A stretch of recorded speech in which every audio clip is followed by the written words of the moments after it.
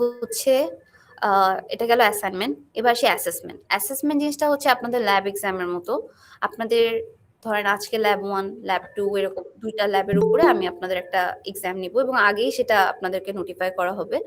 এক্সামটা হবে ধরেন 30 to 40 মিনিটস এর। আ এটা কিন্তু ল্যাব ইভালুয়েশন না। ল্যাব ইভালুয়েশন যেটা ছিল আগে সেটা হচ্ছে আপনার ক্লাসের পরে আপনাদের একটা ল্যাব টাস্ক দেওয়া হতো। মানে ক্লাস ওয়ার্কের মতো যে আজকে আমি যা পড়িয়েছি তার উপরে আপনাদের কিছু টাস্ক দেওয়া হবে। সেটা আপনারা করে দেখাবেন।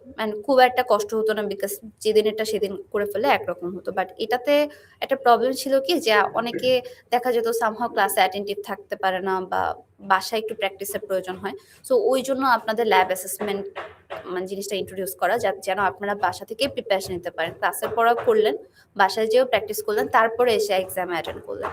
তো এটার মার্কসটা থাকছে হচ্ছে 7 অ্যান্ড পসিবলি ২ টা অ্যাসেসমেন্ট নেওয়া হবে। ল্যাব অ্যাসাইনমেন্টে যেমনটা বললাম যে আপনার দেরি হলে আপনার ওই যে একদিন করে দেরি হওয়ার ফলে 1 করে ডিডাক্ট হবে। বাট ল্যাব অ্যাসেসমেন্টের ক্ষেত্রে কি হচ্ছে যে আপনার এটার কোনো মেকআপের কোনো ব্যবস্থা নেই। আপনি ধরেন আপনি আমার অন্য কোনো সেকশনে এসে ল্যাব অ্যাসেসমেন্ট দিতে চাচ্ছেন, এটা পসিবল না। আপনাকে আপনার সেকশনের সাথেই ল্যাব অ্যাসেসমেন্ট দিতে হবে। আপনার কোয়েশ্চেনটা মানে শুধুমাত্র আপনাদের সেকশনের জন্য, অন্য সেকশনে ডিফারেন্ট কোয়েশ্চেন। সো ওইটা সেম ভাবে জাজ করা যাবে না। ম্যাম, এগুলা কি জি। লাইক সবগুলাই কাউন্ট হবে নাকি n-1 বা এরকম কিছু? না, ল্যাব অ্যাসেসমেন্টের ক্ষেত্রে আপনার সবগুলোই কাউন্ট হচ্ছে। আর অ্যাকচুয়ালি অ্যাসাইনমেন্ট বলেন, অ্যাসেসমেন্ট বলেন, সবগুলোর ক্ষেত্রে সব কাউন্ট হচ্ছে। 320 মানে কিছু n-1 বা ওকে, n-2। বেশ বুঝতে পারছি। আচ্ছা, আপনাদেরকে আমি একটা ফোল্ডার শেয়ার করেছিলাম। একটু একটা মিনিট।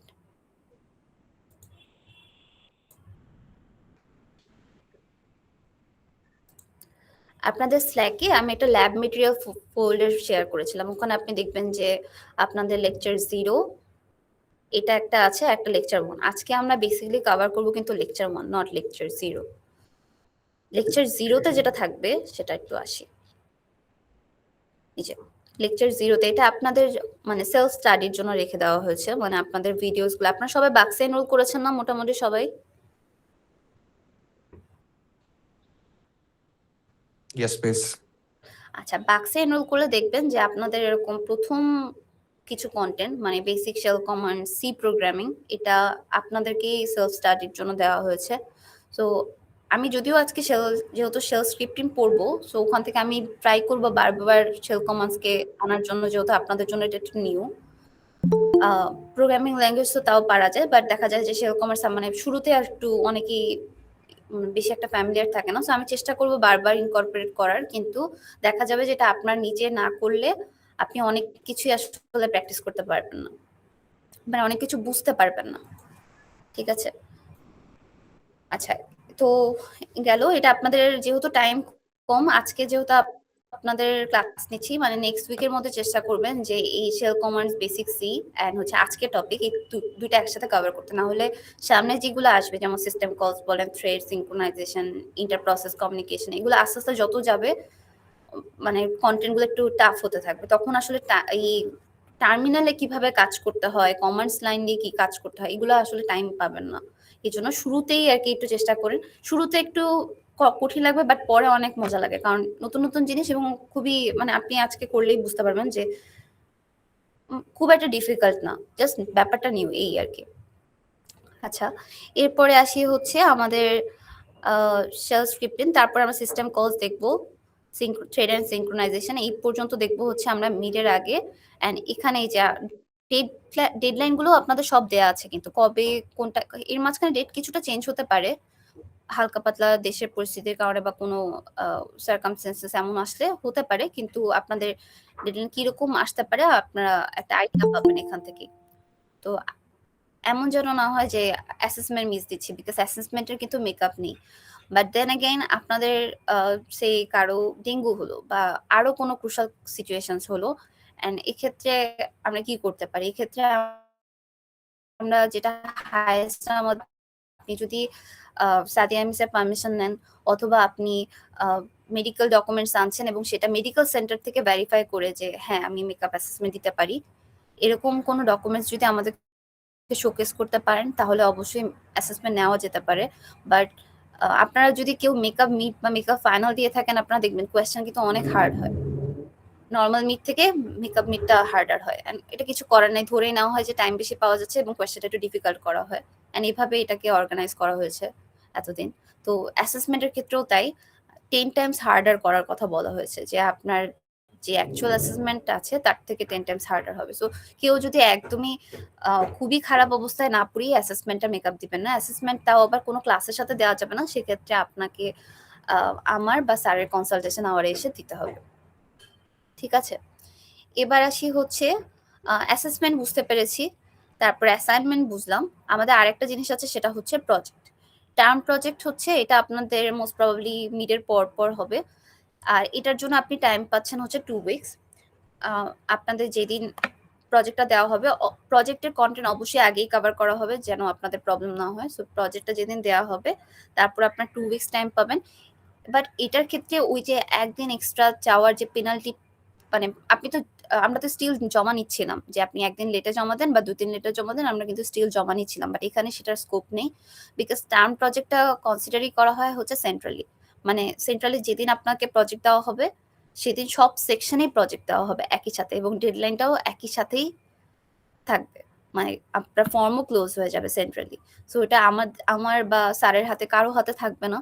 তো প্রজেক্টের ক্ষেত্রে আপনার যদি একটু ভুলও থাকে, ধরেন আপনার 90% কারেক্ট হয়েছে, আপনি ফুললি করতে পারেন, স্টিল জমা দিয়ে দিবেন। বিকজ এটা আমি আবার পরে আমরা এগুলো নিয়ে আরো ডিসকাস করব যখন টাইম আসবে। বাট স্টিল একটু ব্রিফ দিচ্ছি যে যদি আবার এরকম আসে যে ভুল হচ্ছে আপনাদের, তাও বলবো যে সাবমিট করে দিবেন। বিকজ যদি বলা হয় 11টার মধ্যে সাবমিট করা, 11টার 10:50-এর মধ্যে যেন এটা ক্লিয়ার থাকে। মানে আপনি এটা চিন্তা করবেন যে একটু বাকি আছে ঠিক করি, কারণ আপনার ফর্ম ক্লোজ হয়ে যাওয়া মানে কিন্তু কিচ্ছু করার থাকবে না।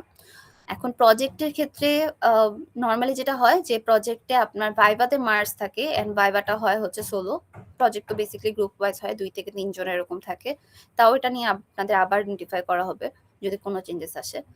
আর ভাইভাটাতে মার্কস থাকে হচ্ছে মেজরিটি পোর্শন। যদি 70% থাকে ভাইভা, 30% থাকে আপনাদের কোড ইমপ্লিমেন্টেশনে। যেটা কোড ইমপ্লিমেন্ট করেন সেটা তো আপনারা গ্রুপ ওয়াইজ করেন, আপনারা নিজেদের মধ্যে ডিভাইড করে নেন। অথবা অনেক সময় এমনও হয় যে আপনারা কেউ একাই বেশি করছেন বা একাই পুরোটা করছেন। তো ওটা আসলে জাজ করার ওয়ে থাকে না। এই জন্য আপনাদের কোড ইমপ্লিমেন্টেশন মার্কসটা একটু কম, ভাইভাতে মার্কসটা একটু বেশি। অ্যান্ড ভাইভাতে মার্কস যেহেতু বেশি, ভাইভাতে একটু কোয়েশ্চেনটাও একটু বেশি করা হয়, একটু ক্রিটিক্যাল লেভেলটাও একটু বেশি থাকে। জাস্ট আপনাদের আগেই হেডস আপ দিয়ে দিচ্ছে যেন আপনারা পরে কনফিউজ না থাকেন। আপনাদের প্রজেক্ট থাকছে। আর ল্যাব অ্যাসেসমেন্টের কথা বলেছি, অ্যাসাইনমেন্টের কথা বলেছি। বলেন তো কি বাকি থাকে? অ্যাটেন্ডেন্স। এখন আপনাদের অ্যাটেন্ডেন্সে কি করতে হবে? মার্কস যেহেতু নাই, বাট এটা আপনাকে একটা পাওয়ার দিচ্ছে যে আপনি এলিজিবল কিনা to sit for the exam, mid or final. আপনাকে অবশ্যই 90% মেক শিওর করতে হবে যেন আপনি ফাইনাল অ্যাটেন্ড করতে পারেন। এখন কারো যদি এমন হয় যে আপনার কোনো একটা ইমার্জেন্সিস আছে, সামনে ইমার্জেন্সি আসতে পারে, সেটা আপনি যদি আগে ইনফর্ম করেন, সেক্ষেত্রে করতে পারেন যে আপনি চাইলে আমার বা স্যারের অন্য কোনো সেকশনের সাথে ক্লাস করতে পারেন। বাট দেন এগেন ওই সেকশনেও সিট থাকা লাগবে, ধরেন চেয়ার নাই বা পুরা রুম ফুললি অ্যাকোমোডেট, তখন আপনি পারবেন না। অ্যান্ড আরো একটা ব্যাপার হচ্ছে যে এই কাজটা কিন্তু রিপিটেড করা যাবে না। আপনি যদি একদিন আপনার খুবই ক্রুশাল সিচুয়েশন, আপনি একটা ক্লাস মেকআপ করতে চাচ্ছেন, সেটা না হয় ঠিক আছে। বাট আপনি যদি এটা রেগুলার, মানে 2টা করছেন, 3টা করছেন, 4টা, এভাবে হলেও হবে না। ল্যাবই আছে মনে হয় 7টার মতো। তারপরে যদি আপনি বারবার মেকআপ করেন, দেখা যাচ্ছে অন্য সেকশনের জন্য হ্যাম্পার, অ্যান্ড এটা সেন্ট্রালি অ্যালাউড না। তো আমরা যেটা করতে পারি যে আপনার খুবই ক্রুশাল সিচুয়েশন, আপনার ল্যাব অ্যাটেন্ডেন্সটা আপনি অন্য ক্লাসের সাথে করতে পারেন, বাট আপনি অ্যাসেসমেন্ট কিন্তু করতে পারবেন না। সে আপনার অ্যাসেসমেন্ট হচ্ছে 4 তারিখে, আপনি 4 তারিখে অ্যাটেন্ড করতে পারবেন না। বাট আপনার এটা যদি আপনার পরের সপ্তাহের কোনো ক্লাসে কোনো প্রবলেম হয়, সেটা আপনি ওই সেকশনের সাথে করতে পারেন, just normal class, not assessment. যেহেতু আমাদের ল্যাব ইভালুয়েশন নেই, সো আপনাদের অন্য সেকশনের সাথে ক্লাস করলে ওই প্রবলেমটা হচ্ছে না ইভালুয়েশনের। জাস্ট অ্যাটেন্ডেন্সটা আপনি পাচ্ছেন এবং আপনি ক্লাসটাও মিস করছেন না, মানে টপিকটাও আপনি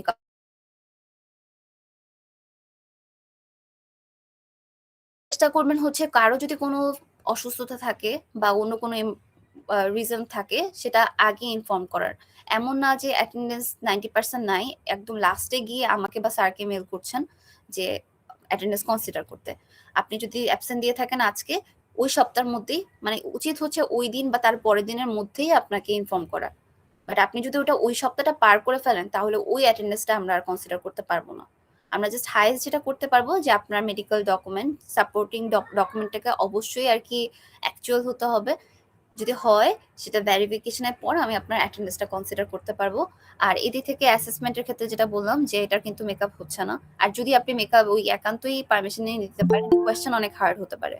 তো ওই রিস্কটা নিয়েন না। শুরু থেকে আরকি একটু খুব ডিফিকাল্ট কোর্স না, ল্যাবও যে খুব ডিফিকাল্ট এমন না। আর যেহেতু আপনাদের এভরিডে ল্যাব ইভ্যালুয়েশনেরও ব্যাপার নেই, সো দেখা যায় যে ওরকম প্রেশারও হয় না। কোনোদিন অসুস্থ থাকলেও অ্যাটেন্ড করার চেষ্টা করেন। আর ল্যাব অ্যাসেসমেন্টের পড়াটা যেহেতু আপনাদের কয়েকটা টপিক মিলিয়ে থাকে, তো চেষ্টা করবেন প্রতিদিন ওই যে অ্যাসাইনমেন্টটা যদি নিজে করেন বা প্রতিদিন টপিকটা একটু নিজে একটু দেখেন, তাহলে আর সমস্যা হয় না। সমস্যা হয় তখন যখন একসাথে একদিনে সবকিছু পড়তে যাই আমরা। ঠিক আছে? এতটুকু সবাই বুঝছি? Yes ma'am. অ্যাসেসমেন্টটা basically lab mid lab final. Lab mid lab final বলতে পারেন, বাট ওরকম ভাবেও হচ্ছে না। বাট হ্যাঁ, 30 থেকে 40 মিনিটের একটা এক্সাম হবে। অ্যান্ড ওইটা হচ্ছে আপনার কিছু টপিক বলে দেওয়া হবে। এমনকি এমনও হতে পারে, লাস্ট সেমেস্টারে আমি দেখেছিলাম যে ফাইনালের আগ দিয়ে যে ল্যাব অ্যাসেসমেন্টটা হয়েছিল সেখানেও মিডের আগের একটা দুটো টপিক ছিল। তো ওভাবেও বলতে পারছি না যে lab mid lab final, but এই হোল কোর্সটাই এমন যে আপনার ওই আজকে যে পড়াটা পড়ছেন লাস্ট দিনও আপনার সেম জিনিসটা ইউজ করতে হবে। তো ওই ফার্স্ট ল্যাব আপনি ইউজ করেন না করেন বা টপিক থাকুক না থাকুক, ultimately they are connected. Okay ma'am. আচ্ছা, নোমান স্যার আছেন?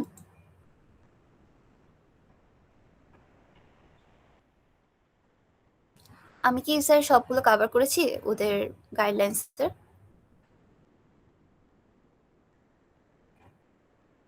আচ্ছা, ঠিক আছে, ঠিক আছে স্যার।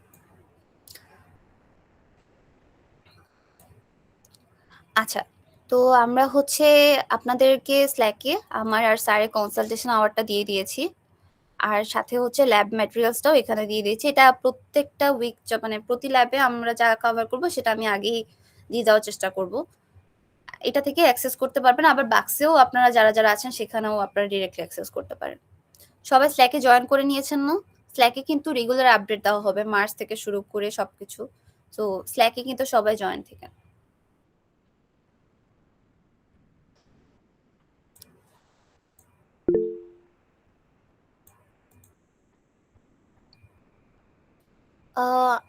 আনফরচুনেটলি আমার সাইড থেকে একটু রেকর্ডিং এ প্রবলেম হচ্ছিল। আমার ৮টা বাজেও একটা সেকশনে ক্লাস ছিল আজকে। অ্যান্ড সামহাউ ওটার সাউন্ডটা রেকর্ড হয়নি আরকি। কেউ কি আছেন যে রেকর্ড করতে পারবেন?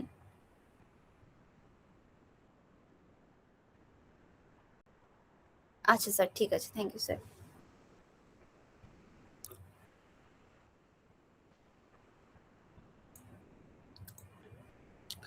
আচ্ছা, তো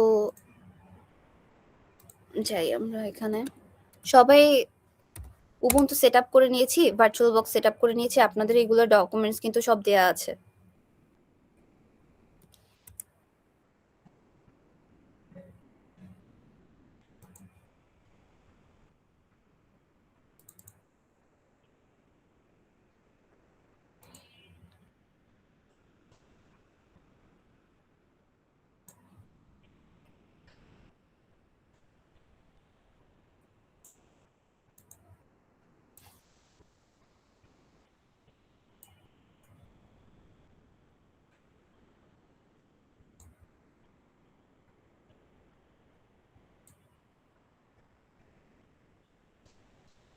আচ্ছা, আমরা সবাই স্ক্রিন দেখতে পাচ্ছি না? Yes ma'am. আচ্ছা, স্ক্রিনে দেখতে পাচ্ছি যে ধরেন আমি একটা ফোল্ডার ক্রিয়েট করতে চাই। ঠিক আছে? এটা আমরা সবাই ফোল্ডার ক্রিয়েট করতে পারি। ধরেন একটা ফোল্ডার ক্রিয়েট করলাম। ফোল্ডারের নেম দিলাম হচ্ছে আপনাদের সেকশন কত? 14, সেকশন 14 দিলাম। ফোল্ডারটা ক্রিয়েট করলাম, ফোল্ডারের ভিতরে গেলাম। ফোল্ডারের ভিতরে কিভাবে ফোল্ডারের ভিতরে গেলাম?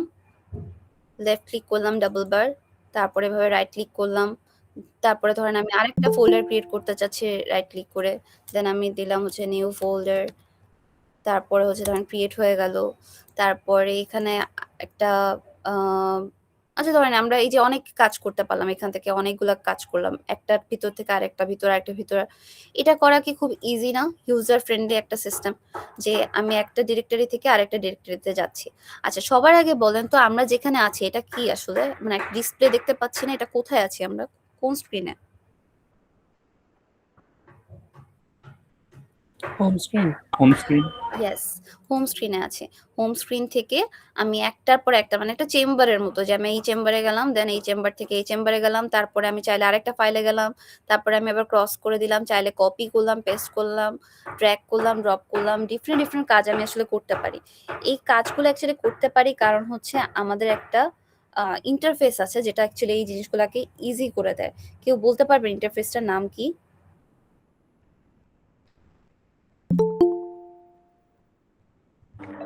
ম্যাম ওএস মানে উইন্ডোজ। ওএস না, আচ্ছা বলছি। আচ্ছা ওএস এর কথা যেহেতু আসছে, ওএসটাই আগে বলি। ওএস এর কাজটা কি বলেন তো? ওএস এর কাজটা হচ্ছে যে আপনার অ্যাপ্লিকেশন সফটওয়্যার অ্যান্ড হার্ডওয়্যারের মাঝখানে কমিউনিকেশনটা ক্রিয়েট করা, ব্রিজটা দেওয়া। আমার মাউস বা কিবোর্ড যে জিনিসটা দেয় সেটা হচ্ছে একটা সিগন্যাল দিচ্ছে, বাট এটাকে আমার একটা মেশিন কোডে কনভার্ট করা কি ইজি? মানে জাস্ট ডিরেক্টলি করতে পারে, কম্পিউটার তো জাস্ট মেশিন কোড বুঝে, বাট একটা মাধ্যম লাগবে না? বা একটা মানে একটা মেইন যে মিডিয়া যেটা সেটাকে কনভার্ট করতে হেল্প করবে বা কমিউনিকেট করতে যা মানে এটা লাগবে, আর এটাতে চেঞ্জ করতে হবে, বা আমি একটা ফোল্ডার ক্রিয়েট করতে চাচ্ছি, আমি একটা বাটন ক্লিক করে কোনো সফটওয়্যারকে ইনস্টল করতে চাচ্ছি, কোনো একটা ফাইলকে ডিলিট করতে চাচ্ছি। আমরা একটা ফাইলকে ডিলিট করতে গেলে কি করি? রাইট ক্লিক করি। এটা তো যদি আমি ওএস লিনাক্সের ইয়েতে আছি, সেটআপে আছি, আমি যদি উইন্ডোজের থেকেও চিন্তা করি কি করি আমরা? ধরেন আমি এখানে গেলাম, জাস্ট রাইট ক্লিক করে ডিলিট দেই, এটা হ্যাঁ রিসাইকেল আমি করা জাস্ট যায়। হ্যাঁ আমরা জাস্ট রাইট ক্লিক করে ডিলিট করে দিই, তাই না? তো এখানে আমরা যেটা করব এই যে উবুন্টু এখানেও আমরা রাইট ক্লিক করে অ্যাকচুয়ালি ডিলিট করতে পারি, বাট আমি দেখবো ম্যাম আসলে ব্যাকএন্ডে কাজটা করে কিভাবে। জি ম্যাম এই ক্লাসটা কি রেকর্ড হচ্ছে? হ্যাঁ স্যার রেকর্ড করছেন, দেখা যাক রেকর্ডের প্রবলেম যদি না হয় ইনশাআল্লাহ শেয়ার করে দেওয়া হবে।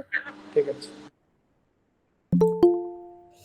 আচ্ছা এবার আসি হচ্ছে যে আমরা যেটা দেখতে পাচ্ছি যে বললাম যে এটা করার জন্য বা এই যে ডিলিট করা, কপি করা, মুভ করা, এগুলোর জন্য আমার কম্পিউটার সায়েন্স শেখা লাগবে না বা কোডিং জানা লাগবে না। এটা কিন্তু যে কেউ করতে পারবে, যে ল্যাপটপ চালাতে জানে, যে ডেস্কটপ চালাতে জানে, যেগুলো বুঝে মোটামুটি সে পারবে। সেটার জন্য আসলে খুব ডিফিকাল্ট কোনো অ্যাপ্রোচ না। এই যে কাজটা করেছে এত ইউজার ফ্রেন্ডলি, এটা করার পিছনে আছে হচ্ছে গ্রাফিক্যাল ইউজার ইন্টারফেস, যেটাকে আমরা বলি গুই। নাম শুনেছি? Yes, ma'am. সো এই গ্রাফিক্যাল ইউজার ইন্টারফেসের কারণে এই জিনিসগুলো অনেক ইজি হয়ে যায় বা দেখতে অনেকটা কনভিনিয়েন্ট লাগে, কোনো ডিফিকাল্টি ফেস করা লাগে না। বাট এটার মধ্যে কিছু লিমিটেশনস আছে যার কারণে আমরা টার্মিনাল থেকে কাজ করবো, এবং আজকের ল্যাবে এবং আপনাদের যে সেলফ স্টাডি যে টপিকটা আছে সেটাও কিন্তু এই টার্মিনাল থেকে কাজ করা লাগে আর কি। তো টার্মিনাল থেকে কিভাবে করব? আপনারা টার্মিনাল ফার্স্ট ওপেন কেমনে করব? কন্ট্রোল প্লাস অল্ট প্লাস টি দেন, একসাথে টার্মিনাল ওপেন হয়ে যাবে। এভাবেও করতে পারেন। তারপরে চাইলে আপনি রাইট ক্লিক দিয়ে এখান থেকে ওপেন ইন টার্মিনাল এভাবেও করতে পারেন। আবার আপনার এখানেও একটা অপশন থাকে যেটা আমার এখানে সেট আপ করা নাই বলে আসছে না। এটা আপনাদের পিসিতে থাকতে পারে বা যাদের উবুন্টু সেট আপ অলরেডি আছে সেখানেও পাবেন, যে এখানে একটা অপশন থাকবে, ওখান থেকেও টার্মিনাল সার্চ করা যায়। আচ্ছা এখন আমি আসি হচ্ছে টার্মিনালে গেলাম, ঠিক আছে? যাওয়ার পরে আমি কিছু কমান্ড দেখি। সো যেটা বললাম যে আমি এখানে যেমন ফাইল বা ফোল্ডার ক্রিয়েট করতে পারি, আমি এখানেও ফোল্ডার ক্রিয়েট করব। তো ফোল্ডার ক্রিয়েটটা কিভাবে করব তার আগে একটু আসি আমি কোথায় আছি। আমি বললাম না যে আমি ডেস্কটপে আছি। সো ডেস্কটপে আছি, এটার প্রমাণ কি? এখানে ডেস্কটপ দেখে ভেবেন না। ধরেন এখন আমি ডেস্কটপ থেকে বের হয়ে গেলাম, কিন্তু কিভাবে বের হচ্ছে পরে আসছি। আমি এখন কোথায় আছি সেটা আমি জানতে পারবো হচ্ছে PWD দিয়ে, মানে হচ্ছে প্রেজেন্ট ওয়ার্কিং ডিরেক্টরি।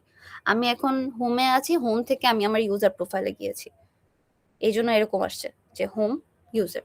এখন আমি ডেস্কটপে যেতে চাই, আমি ডেস্কটপের ভিতরে এখন অ্যাক্সেস করি নাই। আমি ডেস্কটপে যেতে চাইলে আমি কি করব? সিডি দিব, স্পেস দিব, ডেস্কটপ লিখবো, এবং আমাকে কিন্তু ওই ক্যাপিটাল স্মল সবকিছু মানে কেস সেন্সিটিভ, আমাকে ওটা ম্যাচ করতে হবে এক্স্যাক্টলি। এন্টার দিলাম। এখন আমি কোথায় চলে আসছি? ডেস্কটপে। এখন আমি আবার PWD দিই, দেখেন আগেরটার এটার মধ্যে ডিফারেন্স কি, আগে ছিলাম আমি হচ্ছে এই যে রে পর্যন্ত ছিলাম, এখন আমি রে এর পরে ডেস্কটপেও চলে আসছি। ঠিক আছে, এখন আমি ডেস্কটপ থেকে ধরেন এখন আমি একটা ফোল্ডার ক্রিয়েট করতে চাই। ফোল্ডার কিভাবে ক্রিয়েট করব, আমি তো ম্যানুয়ালি আপনাকে রাইট ক্লিক করে কিভাবে ফোল্ডার ক্রিয়েট করতে হয় সেটা দেখালাম, বাট আমি এখান থেকে ফোল্ডার ক্রিয়েট করতে চাই। ধরেন আজকে ল্যাব হচ্ছে ল্যাব 1, আমি একটা ফোল্ডার ক্রিয়েট করলাম, এন্টার দিলাম। ফোল্ডারটা ক্রিয়েট হয়েছে সেটার প্রমাণ কি দেখেন, এখানে কি একটা ফোল্ডার নতুন করে দেখতে পাচ্ছি? আগে কিন্তু ছিল না। ফোল্ডারের ভিতরে কি কিছু আছে? আমি কি এখনো কিছু বসিয়েছি? বসায় নাই। চেক করে দেখি তো আসলেই আছে কিনা, কিছুই নেই। ঠিক আছে, এখন আমি ফোল্ডারের ভিতরে যেতে চাই, কিভাবে যাব? সিডি দিয়ে। সিডি দিয়ে কি বোঝাচ্ছে? Change directory. আমি একটা ডিরেক্টরি থেকে মানে একটা ফোল্ডার থেকে আর একটা ফোল্ডারে যাব, মানে এরকম যে আপনি আপনার বিল্ডিং এ গেলেন, বিল্ডিং থেকে আপনি আপনার রুমে গেলেন, মানে আপনার ফ্লোরে গেলেন, ফ্লোর থেকে আপনি আপনার রুমে গেলেন, রুম থেকে আপনি আমরা আলমারিতে গেলেন, মানে ফোল্ডার থেকে ফোল্ডার, ফোল্ডার থেকে ফোল্ডার, এরকম। বুঝতে পেরেছি? এখন আমি চেঞ্জ ডিরেক্টরি দিয়ে আমি দিলাম ল্যাব 1, তাহলে আমি এখন কোথায় চলে গেলাম? আমি এখন ল্যাব 1 ফোল্ডারে আছি। ল্যাব 1 ফোল্ডারে আছে, এটার প্রমাণ কি? প্রেজেন্ট ওয়ার্কিং ডিরেক্টরিতে যাই, এই যে হোম, রে, ডেস্কটপ, তারপর ল্যাব 1 এ চলে আসছে। ঠিক আছে, ল্যাব 1টা হলো। এবার আমি একটা ফাইল ক্রিয়েট করতে চাই ল্যাব 1 এর ভিতরে। ধরেন ফাইল কিভাবে ক্রিয়েট করতে পারি? টাচ ইউজ করতে পারি। ধরেন আমি একটা ফাইল ক্রিয়েট করছি file.c। আচ্ছা, নরমালি ফাইল ক্রিয়েট করি। যদি আমি শুধু ফাইল দেই তাহলে যেটা হয় যে আমার একটা txt ফাইল ক্রিয়েট হয়। কি ফাইল? Text file. ঠিক আছে, আমি যদি এভাবে ফাইল দিই, দেখেন আগে দেখি যেটা ক্রিয়েট হয়েছে কিনা। দেখছেন ফাইল ক্রিয়েট হয়েছে, এটার মধ্যে কিছু আছে? আমি কিছু এখনো ইনসার্ট করেছি না। চেক করে দেখেন এমটি ফাইল, তার মানে একটা এমটি ফাইল ক্রিয়েট করেছে। টাচ দিয়ে আমি একটা এমটি ফাইল ক্রিয়েট করতে পারি। ঠিক আছে, এবার আসি হচ্ছে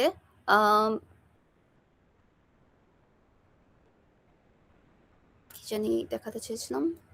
আচ্ছা, আমি এখন ফাইলটা ক্রিয়েট করেছি, এটা তো আমি এভাবে চেক করে দেখতে পারলাম যে এই ফাইলটা আছে, বাট অ্যাকচুয়ালি কি আছে কিনা আমি টার্মিনাল থেকে দেখতে চাই। এটা কি সম্ভব? এটার জন্য আমি ইউজ করবো হচ্ছে এলএস। এলএস দিয়ে এন্টার দিই, দেখেন ওই আমি যে ডিরেক্টরির মধ্যে আছি, কোথায় আছি? এই যে ল্যাব 1 এ, ডেস্কটপের ভিতরে ল্যাব 1 এ, এখানে শুধুই ফাইল এক্সিস্ট করে না? সো এই শুধু ফাইলটাকেই দেখাচ্ছে, আর কিছু দেখাচ্ছে না। সে আমি ডেস্কটপ থেকে দেখতে চাইতাম, এখন আমি ডেস্কটপে যেতে চাই, মানে আমি এখন আছি কোথায়? ডেস্কটপের ভিতরে ল্যাব 1 এ। আমি প্রিভিয়াসটাতে যেতে চাই, তাহলে কি করতে হবে? সিডি দিব, স্পেস দিব, তারপর ডট ডট ইউজ করব, এন্টার। কোথায় চলে আসছি এখন? ডেস্কটপে। সবাই কি এতটুকু বুঝতে পারছি? Yes, ma'am. আচ্ছা, আমি এখন কোথায় আছি? ডেস্কটপে।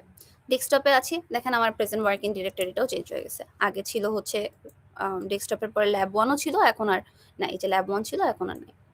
আচ্ছা, ঠিক আছে, এবার আমি দেখতে যাচ্ছি যে এখানে কে কে আছে। এখানে আমি তো দেখতে পাচ্ছি এখানে কি কি আছে, বাট আমি এখানে টার্মিনাল থ্রুতে দেখতে চাই। এলএস দিলাম, এন্টার দিলাম, দেখেন কে কে আছে। কমান্ড আছে hello.c, ল্যাব 1, ল্যাব 3, কি কি আছে সব দেখতে পাচ্ছি। বুঝতে পেরেছি? সো এলএস দিয়ে আসলে দেখা যায় যে কি কি ফাইল এক্সিস্ট করে। এখন আমি কি কি ফাইল এক্সিস্ট করলেও আমি দেখতে চাই তাদের কি কি অ্যাকাউন্টেবিলিটি আছে। আচ্ছা, অ্যাকাউন্টেবিলিটি বোঝার আগে আমি একটু আপনাদের ম্যাটেরিয়াল, যেটা আপনাদের সেলফ স্টাডি, ওটা একটু দেখাই। আচ্ছা, হু এম আইটা দেখানো হয়নি, এটা দেখাচ্ছি। টাচ, আচ্ছা টাচ দিয়ে কিন্তু আমরা কি করি? ফাইল ক্রিয়েট করি, রাইট? টাচ দিয়ে আমি একটা ফাইলও ক্রিয়েট করতে পারি, টাচ দিয়ে আমি সাইমultaneously 2-3টা ফাইলও ক্রিয়েট করতে পারি, মানে এক্সট্রা ফাইল, মাল্টিপল ফাইলসও ক্রিয়েট করতে পারি। এখন টাচ দিয়ে যেমন ফাইল ক্রিয়েট করি, এই ফাইলটার মধ্যে কি কিছু লিখি? মানে আমরা বাই ডিফল্ট কি এটা এমটি ফাইল ক্রিয়েট হয় না? Yes, ma'am. হ্যাঁ, এখন আমি চাইলে এমনও করতে পারি যে আমি একটা এমটি ফাইল ক্রিয়েট করব না, আমি যখন ক্রিয়েট করব তখন কিছু একটা লেখা থাকবে। সো ওইটা করার জন্য আমরা ইউজ করি হচ্ছে ক্যাট। ক্যাট দিয়ে কি করি? ক্যাট দিলাম, একটা অ্যারো দিলাম, স্পেস, ধরেন আমি যে ফাইলটার মধ্যে লিখতে চাই, ধরেন আমার ফাইলটার নাম হচ্ছে ফাইল 1। আচ্ছা, আমি ডেস্কটপে আছি, তো আমি ডেস্কটপে না, আমি আবার আমার ল্যাব কোনটা ছিলাম? ল্যাব 1 এ ছিলাম, ল্যাব 1 এ যেতে চাই, সিডি ল্যাব 1। তারপরে এখন আমি ক্যাট দিয়ে ক্রিয়েট করব, ক্যাট অ্যারো, তারপরে হচ্ছে ল্যাব 1। না আমি একটা ফাইল ক্রিয়েট করবো, তো ফাইল 1।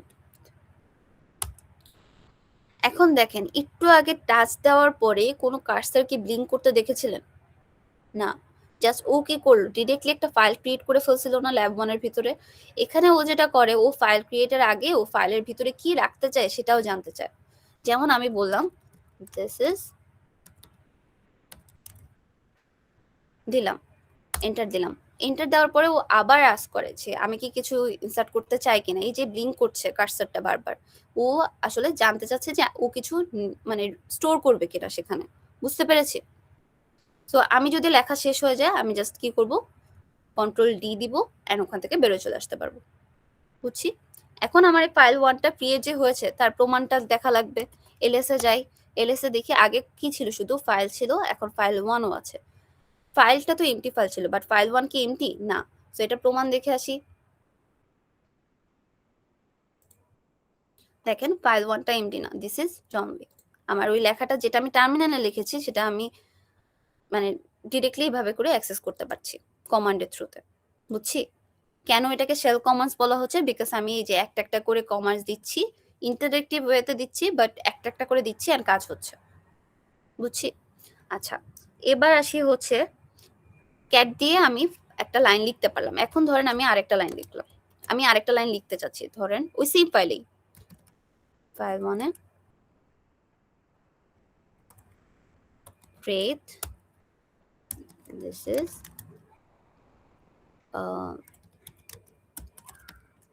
দিলাম। ও আগেরটার পরে আমি এটা অ্যাড করতে চাচ্ছি, দেখি কি হয়। এন্টার দিলাম, কন্ট্রোল ডি, চলে আসলাম। এরপরে আমি কোথায় যেতে চাই, ওই সেম ফাইলটাতে যেতে চাই। দেখি তো এখন কি আছে।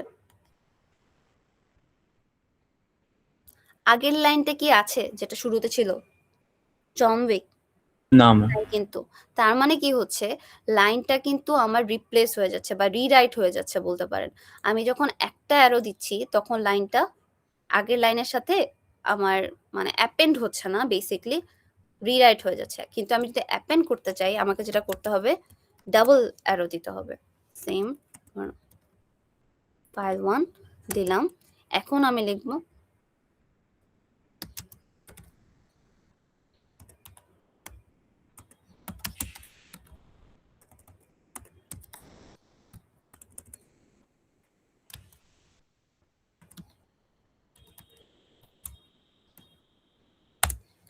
দিলাম।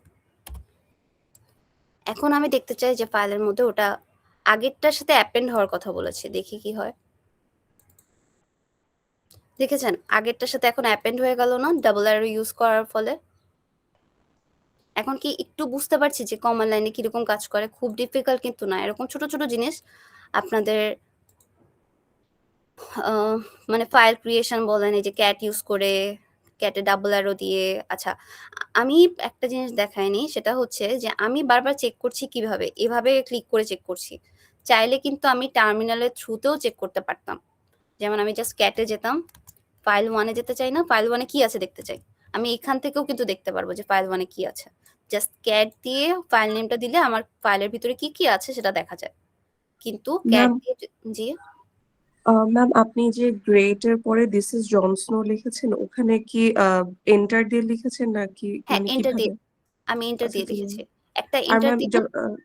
জি জি ম্যাম, আর যদি হচ্ছে আমি দিস ইজ জন স্নো এর পর আবার ব্যাক করতে চাচ্ছি, মানে পরেরটা যেটা এটা ব্যাক মানে করা আপনি যায় এন্ড না, করছেন। মানে আপনি প্রিভিয়াস ভার্সনে যেতে পারবেন না, তখন আপনার আবার রিরাইট করতে হবে। না ম্যাম, আপনি এর পরে যেটা আবার এন্ড করে দিয়েছেন ওটার কমান্ডটা কি, মানে কন্ট্রোল কি দিয়ে ও আচ্ছা, বলেছিলেন? কন্ট্রোল প্লাস ডি, মানে আপনি এটা থেকে ওকে এন্ড করে মানে এখানে চলে আসতে চাচ্ছেন। জি জি জি আচ্ছা হ্যাঁ, ওটার জন্য আপনি দিবেন কন্ট্রোল প্লাস ডি। আর যদি আপনি নর্মালি পরের লাইনে যেতে চান, জাস্ট দিবেন এন্টার, দ্যাটস ইট। ঠিক আছে? আচ্ছা জি ম্যাম, থ্যাংক ইউ।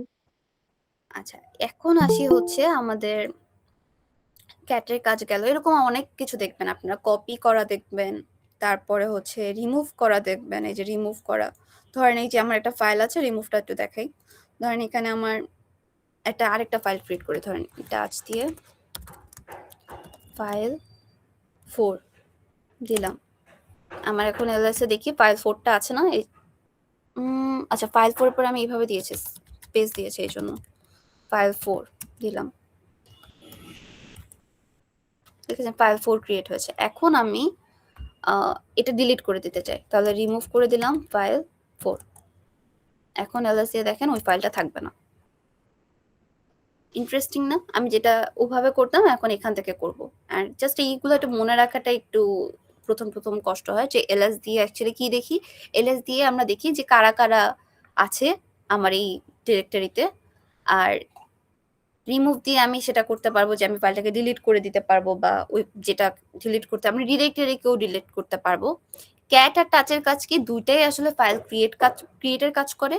ক্যাট দিয়ে যেটা করে যে ও ফাইল ক্রিয়েশনের সাথে সাথে ওর কিছু এক্সট্রা ফ্যাসিলিটি আছে, যেমন ওর ফাংশনটা এমন যে ও টেক্সট মানে নিতে পারে সাথে সাথে, বা ও অ্যাপেন্ড করতে পারে।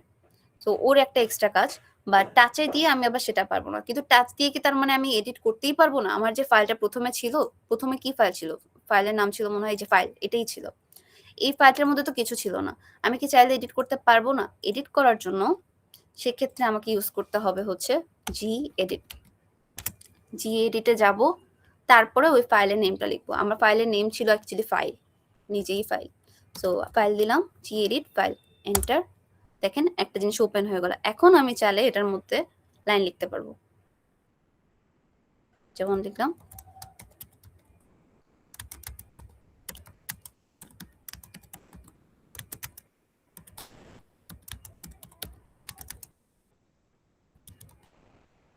দিলাম, সেভ করলাম।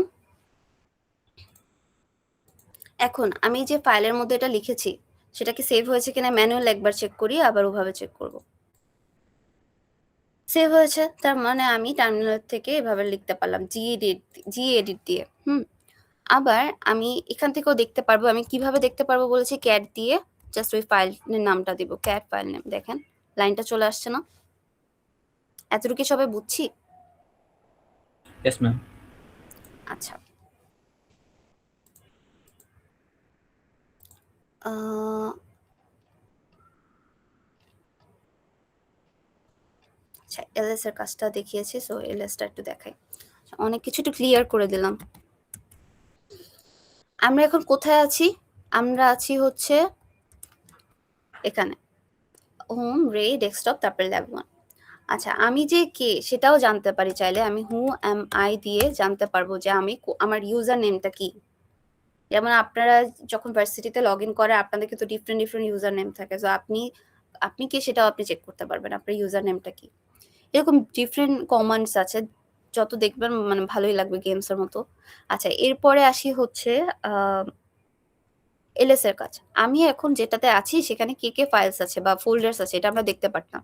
এখন ফোল্ডার গুলাতে কিসের অ্যাক্সেস আছে সেটা কি দেখতে পারতাম? সে আপনাকে একটা ডক শেয়ার করা হলো, এখন ডকটা আমি এডিট করলাম, আমি ওনার, আমি এডিট করতে পারি, আমি রাইট করতে পারি, আমি রিডও করতে পারি। কিন্তু আপনি যেটা পারেন সেটা হচ্ছে আপনি শুধু রিড করতে পারেন, আপনি রাইট করতে পারেন না, আপনার এডিট অ্যাক্সেস দেওয়া হয়নি। তার মানে একই জিনিস আমার এন্ড থেকে এক ধরনের পাওয়ার আছে, আপনার এন্ড থেকে সেটার অ্যাকাউন্টেবিলিটি ডিফারেন্ট না? Yes, ma'am. ডকের ব্যাপারটা। সো এটা আমি চেক করতে চাই যে আমি যে ফাইলটা বানাচ্ছি ওনার পার্সপেক্টিভ থেকে ফাইলটা কিরকম, বা হচ্ছে ইউজারের পার্সপেক্টিভ থেকে বা গ্রুপের পার্সপেক্টিভ থেকে কিরকম, এই জিনিসটা আমরা দেখতে চাচ্ছি। এখন সেটা দেখার জন্য আমি -l দিব, তাহলে আমি অ্যাকচুয়ালি দেখতে পারবো যে আমার কি অ্যাক্সেস আছে। এটা আপনার ওই যে এটাও আপনাদের ল্যাব ম্যাটেরিয়াল 0 যেটা সেটার মধ্যেই কন্টেন্ট, বাট আমি হালকা করে দেখাচ্ছি। আপনার একটু প্রবলেম হলে আমাকে রিচ আউট করেন, বাট অত যাচ্ছি না, জাস্ট আপনাকে বলি। এখানে দেখেন রিড আছে, রাইট আছে, আর একটা মানে এই যে স্পেস, তাই না, ফাঁকা জায়গা। তার মানে এখানে রিড রাইটের অ্যাক্সেস আছে বাট এক্সিকিউটের অ্যাক্সেস নাই। ঠিক আছে, এর পরেরটা কি? রিড রাইটের অ্যাক্সেস আছে, এক্সিকিউটের অ্যাক্সেস নাই। আবার রিডের অ্যাক্সেস আছে, রাইটেরও অ্যাক্সেস নাই, এক্সিকিউটের অ্যাক্সেস নাই। আমি যদি চাই, আমি চাইলে এটাকে চেঞ্জ করতে পারবো। যেমন আমার এখানে একটা ফাইল আছে, ফাইলটা ধরেন এই ফাইলটাই, আমি ফাইলটার মধ্যে রিড রাইট এক্সিকিউট সবকিছু দিতে চাই। আমি কি করলাম? chmod প্লাস এক্সিকিউট দিতে চাই, তাই না, প্লাস এক্স। তারপরে হচ্ছে কোন ফাইলকে দিতে চাই সেই ফাইলটার নাম বলতে হবে, যে আমি ফাইলকে দিতে চাই। এন্টার দিলাম। এখন দেখি এক্সিকিউটর অ্যাক্সেস আসে কিনা, চেক করে দেখি আবার ls মাইনাস। দেখেন নতুন যে চেঞ্জেসটা আসছে সেটা এখানে দেখতে পাচ্ছি না। এখন আসি যে রিড রাইট এক্সিকিউট জিনিসটা এই যে আগে ছিল না, এই যে এখানে আগে ছিল না, এখন আসছে। বাট পরের পার্টগুলো কি, পরে যেগুলো আছে সেটা কি? এটা হচ্ছে ওই যে পার্সপেক্টিভের কথা বললাম, সেম ডগ বা সেম ফাইল আমার কাছে রিড রাইট এক্সিকিউটের পারমিশন আছে, আপনার কাছে হয়তো বা রিডের পারমিশন আছে, আপনার রাইটেরও পারমিশন নেই, এক্সিকিউটেরও পারমিশন নেই। আরেকজনের কাছে দেখা গেছে রাইটের পারমিশন আছে, তার আবার এক্সিকিউটের পারমিশন নাই। সো এই যে পারমিশনগুলো আলাদা আলাদা করে দিচ্ছি, এই কাজটা হচ্ছে আমার দেখা লাগবে। এখন কোনটা কি? প্রথমটা হচ্ছে ইউজার বা ওনার, যেটা আমি মানে আমার পিসিতে আমি ইউজ করছি সেটা, তো আমার সাইড থেকে আমি এক্সিকিউট করতে পারবো। বাকিগুলা কি? গ্রুপ আছে আর আদার্স আছে, এগুলো নিয়ে ডিটেল আপনারা পাবেন ওই ল্যাব মেটেরিয়ালস যেটা বললাম। কিন্তু ওইটা হচ্ছে আলাদা আলাদা অ্যাক্সেস দেওয়ার জন্য, মানে ভিউয়ার অ্যাক্সেস থেকে বা মানে নর্মাল ইউজারদের অ্যাক্সেস থেকে ডিফারেন্ট আমি অ্যাডমিন অ্যাক্সেস থেকে চিন্তা করতে পারি, মানে এরকম আলাদা আলাদা অ্যাক্সেস দেওয়ার জন্য। এতটুকু কি বুঝতে পেরেছি সবাই? আমরা কিন্তু এখনো আজকের কন্টেন্টে যাইনি, আমি জাস্ট আপনাদেরকে একটু বুঝাচ্ছি, কারণ অনেক কিছুই আপনারা বুঝবেন না শুরুতে। Yes ma'am. আচ্ছা, এই যে দেখেন, এই যে ইউজার, এখানে আপনারা দেখলে বুঝতে পারবেন এই যে ইউজার গ্রুপ আলাদা আলাদা করে দেয়া আছে সব, ঠিক আছে? এই যে ইউজারটা হচ্ছে ওনার, গ্রুপ হচ্ছে সেকেন্ডটা, অ্যান্ড অল আদার্স বাকিগুলোকে সব আদার্স হিসাবে চিন্তা করা হয় ও দিয়ে, এই যে ইউজিও। আচ্ছা, এই যে আমি চেঞ্জ করলাম না মডটা চেঞ্জ করলাম বলতে ওই যে আমি ফাংশনালিটি যার কি কি অ্যাক্সেস আছে এটা কিভাবে করতে পারি, কারো আমি অ্যাক্সেস উঠিয়েও নিতে পারি, চাইলে যে এটা দিয়ে আমি অ্যাক্সেস উঠিয়েও নিতে পারবো, আমি এটা চাইলে অ্যাক্সেস দিতেও পারবো। আচ্ছা, এখানে তেমন কিছু আর নাই, আমরা আজকের কন্টেন্টে যাই।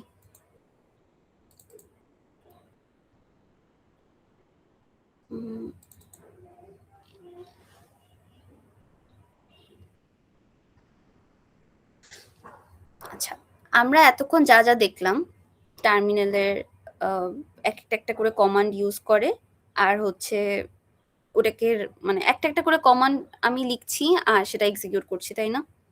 বাট আমি চাইলে এগুলোকে একসাথে স্টোর করে এক্সিকিউট করতে পারতাম না? ওটা কি আরো বেটার হতো না? মানে আমি বারবার কি করছি যে ফাইলকে ক্রিয়েট করছি, তারপরে ওটার মধ্যে কিছু লিখছি, মানে বারবার সেপারেট ওয়ার্ক। এখন কাজটা আমি জাস্ট একভাবে একসাথেও করে ফেলতে পারতাম। যেমন আপনারা ছোটবেলায় মেথড করেছেন না, সবাই মেথডের কনসেপ্ট মনে আছে, মেথড বা ফাংশন? Yes, ma'am. মেথডে আমরা কি করতাম, ধরেন একটা মেথড আমরা আগেই কোথাও না কোথাও ডিফাইন করে রাখতাম, তার ভিতরে কি কি কাজ হবে সেগুলোও বলে দিতাম, তারপরে আমি যখন মেথডটাকে কল করতাম, ওই মেথডটা কল হওয়া মানে ওই মেথডের ভিতরে যা যা ছিল সেগুলোকে কল হয়ে যাওয়া। এখন আমি চাচ্ছি কি যে শেল কমান্ড থেকে শেল স্ক্রিপ্টের কনসেপ্টটা কিভাবে আসছে সেটা বোঝাতে, যে শেল কমান্ডে করছিলাম যে আমি ইন্টারঅ্যাক্টিভ ওয়েতে কাজটা করছিলাম, যে আমি একটা করে কমান্ড দিচ্ছিলাম অ্যান্ড এক্সিকিউট হচ্ছিল, একটা করে করছিলাম দেন দেখতে পাচ্ছিলাম, এরকম। এখন আমি চাচ্ছি যে জিনিসগুলো সাইমালটেনিয়াসলি হোক, আমি একটা জায়গায় স্টোর করব এবং সেটা সাইমালটেনিয়াসলি এক্সিকিউট হতে থাকবে, তাহলে আমার অনেকগুলো কাজ আমার যদি আবার ওটা ইউজ করা লাগে আবার নতুন করে লেখা লাগবে না, আমি জাস্ট ওই শেল স্ক্রিপ্টটাকে কল করব বা ওই ফাইলটাকে কল করব, এন্ড সাথে সাথে ওই ভিতরে যা যা আছে সবগুলো একসাথে কল হয়ে এক্সিকিউট হয়ে যাবে। বুঝতে পারছি মেথডের সাথে, মানে মেথডের সাথে কিন্তু রিলেটেবল না, মানে জাস্ট আমি একটা এক্সাম্পল দিলাম বোঝানোর জন্য, যেহেতু আপনারা এটা সম্পর্কে ইউজ টু। এতটুকু বুঝছি শেল স্ক্রিপ্টের মেইন কাজটা কি। মেইন কাজটা হচ্ছে একটা ফাইলের মধ্যে বিভিন্ন কমান্ডকে স্টোর করে রাখা এন্ড ওটাকে একসাথে এক্সিকিউট করা। আচ্ছা, আমরা যেটাতে আছি এটার তো টার্মিনাল বলে, এটাকে আরেকটা জিনিসও বলে, জানেন এটার নাম কি? যেমন গ্রাফিক্যাল ইউজার ইন্টারফেসের কথা যেমন বললাম, এটার ইন্টারফেসটার নাম হচ্ছে কমন লাইন ইন্টারফেস, সিএলআই। আচ্ছা, এটার ক্ষেত্রে কেন আমরা এইভাবে করছি, কেন আমরা ওই যেটা অলরেডি ইউজার ফ্রেন্ডলি সেভাবে কেন করছি না? রিজন হচ্ছে এটার অনেক অ্যাডমিন পাওয়ার আছে, মানে যে অনেক কিছু আছে হয়তো দেখে মনে হতে পারে এটা ইউজার ফ্রেন্ডলি এন্ড অনেক কিছু করতে পারছি, বাট আপনার অনেক অ্যাডমিন পাওয়ার কিন্তু ওখানে থাকবে না। আপনি অনেক কিছু সেটআপ ওখানে ডিরেক্টলি করতে পারবেন না, ওখানে আপনার টার্মিনাল থ্রুতেই করা লাগবে। তো সেই কাজগুলোর জন্য আমরা টার্মিনাল এটা শিখছি, মানে একটু হায়ার লেভেলে জানার জন্য। ঠিক আছে,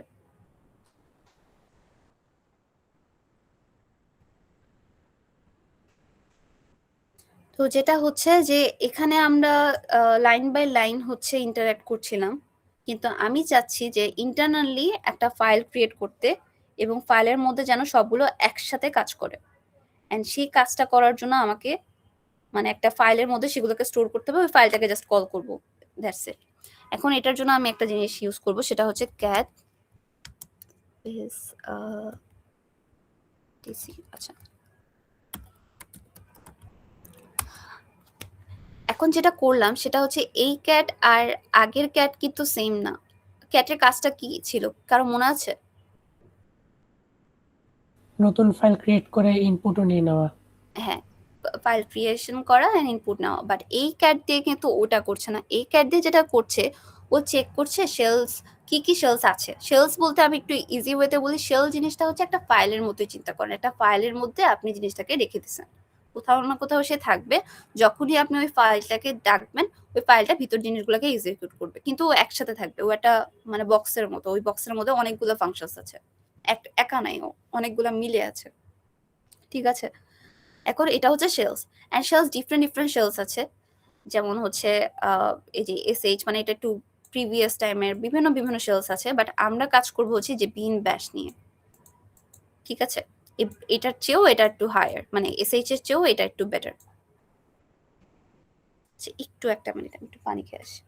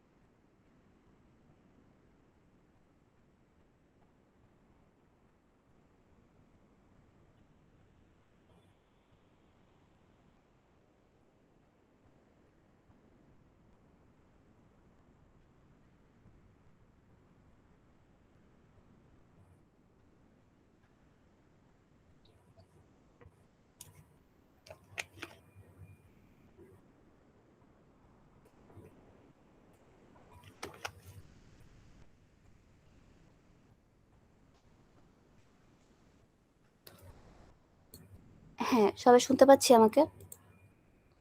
ইয়েস ম্যাম। আচ্ছা, কোথায় আচ্ছা, এখানে আমরা দেখতে পাচ্ছিলাম যে কি কি শেল এক্সিস্ট করে, সেটা দেখতে পাচ্ছিলাম যে এটা হচ্ছে আমাদের একটু প্রিমিটিভ এন্ড এটা হচ্ছে আমাদের একটু অ্যাডভান্সড। এখন কথা হলো যে আমরা এটা ইউজ করব আমাদের যে ল্যাবে আছে, মানে CSC21 ওয়েস এর, এখানে আমরা ব্যাশ ইউজ করব। ব্যাশটা হচ্ছে বর্ন এগেইন শেল, মানে এটারটা থেকেও এটা একটু বেটার। ঠিক আছে, এখন এটা যে ইউজ করব, মানে কেন ইউজ করছি, বিকজ এটা আসলে একে তো আমাদের ল্যাবে এটা ইন্ট্রোডিউস করা হচ্ছে, অলসো আমার যে সেটআপটা সেটা এটাকেই সাপোর্ট করে, অন্যটাকে না। সেটা প্রমাণ দেখাই, এই যে উইচ ব্যাশ, দেখেন আমার এই যে বিন ব্যাশ, সেটা এটাই আসলে সাপোর্ট করছে, দেখছেন, আমার অন্যগুলো সাপোর্ট করে না। আচ্ছা, ক্লিয়ার করি।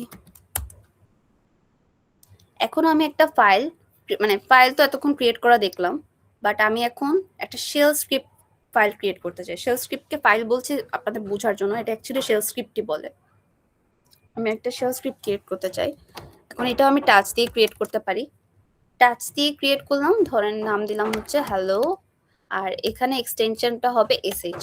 যেমন আমি যদি সি ফাইল ক্রিয়েট করতে চাইতাম, তাহলে এক্সটেনশনটা হতো hello.c, আর এখানে এক্সটেনশনটা হবে এসএইচ। আর আমি যদি কিছুই না দেই, মানে হ্যালো ডট, মানে শুধু হ্যালো দেই, তাহলে ওটা by default TXT file create করবে। আপনি যদি ডট টিএক্সটি এক্সটেনশনও দেন, তাহলেও টিএক্সটি ফাইল ক্রিয়েট করবে। আপনি যদি নাও দেন, ও টিএক্সটি ফাইলই ক্রিয়েট করবে। সবাই বুঝতে পেরেছে এতটুকু? Yes, ma'am. আচ্ছা, একটা আমি শেল স্ক্রিপ্ট ক্রিয়েট করলাম। শেল স্ক্রিপ্ট ক্রিয়েট যে করেছি, এখন আমি দেখব যে এর মধ্যে কি কি পাওয়ার আছে। সো চেক করব। এল দিয়েও চেক করতে পারেন, এল দিয়েও চেক করতে পারেন। আমি আপনাদের দুটোই দেখাচ্ছি। যেমন আগে এল দেখিয়েছিলাম, এটা এল দেখাচ্ছি। দেখেন আমার ফাইলটার নেম ছিল কেজে, এটা নিয়ে আমার কাজ। দেখেন আমার পাওয়ার কি দেওয়া আছে, রিড রাইট দেওয়া আছে, এক্সিকিউট পাওয়ার নাই। এখন এই না থাকলে কি সমস্যা হবে সেটা আগে দেখি, তাহলে আমরা পরে এটাকে ইউজ করতে পারবো। এখন আমি আগে ফাইল ক্রিয়েশনের কাজটা করি। ফাইল ক্রিয়েট করে কি করেছিলাম, আমি ফাইলটা ছিল হচ্ছে আমার যে hello.sh। hello.sh ফাইলটার মধ্যে আমার কিছু একটা এডিট করতে হবে না? সো এডিট কিভাবে করব বলেছিলাম, gedit ইউজ করব। ফাইলের নেমটা কি ছিল, hello.sh দিলাম, ফাইলটা ওপেন হয়ে গেল। ফাইল ওপেনের পরে দেখতে পাচ্ছি কি যে হচ্ছে আমার এরকম একটা কার্সর ব্লিঙ্ক করছে, তার মানে আমার এখানে কিছু একটা লিখতে হবে। এখন আমি কি লিখবো, ফার্স্টে ধরেন এই যে হ্যাশ দিলাম এন্ড এই যে এক্সক্লেমেটরি সাইনটা দিলাম। এই জিনিসটার মানে হচ্ছে আপনি হ্যাশ ব্যাংও বলতে পারেন বা শি ব্যাংও বলতে পারেন। এটা দিয়ে অ্যাকচুয়ালি ডিফাইন করে যে আপনি মানে কি ইউজ করছেন। আপনি যেমন একটা শেলের কাজ করছেন, সেটা আসলে বোঝা যায় এটা দিয়ে। আপনি যদি এসএইচ এক্সটেনশনটা নাও দিতেন, বাট আপনি যে শি ব্যাংকটা ইউজ করতেন, ও দেখে বুঝতে পারতো যে আপনি মানে শেল স্ক্রিপ্টের কাজ করছেন। বুঝতে পেরেছি? সো আমি এখন কোথায় কাজ করছি, আমার যে ডেটা পাথটা ছিল, ওই যে একটু আগে বলেছিলাম যে কি ইউজ করছি আমি, যেমন হচ্ছে রিচ ব্যাশ একটা ছিল না, ওইটা দিয়ে আমি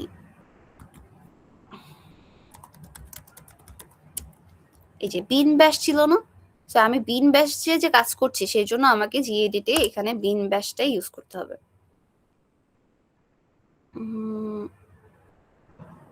এই যে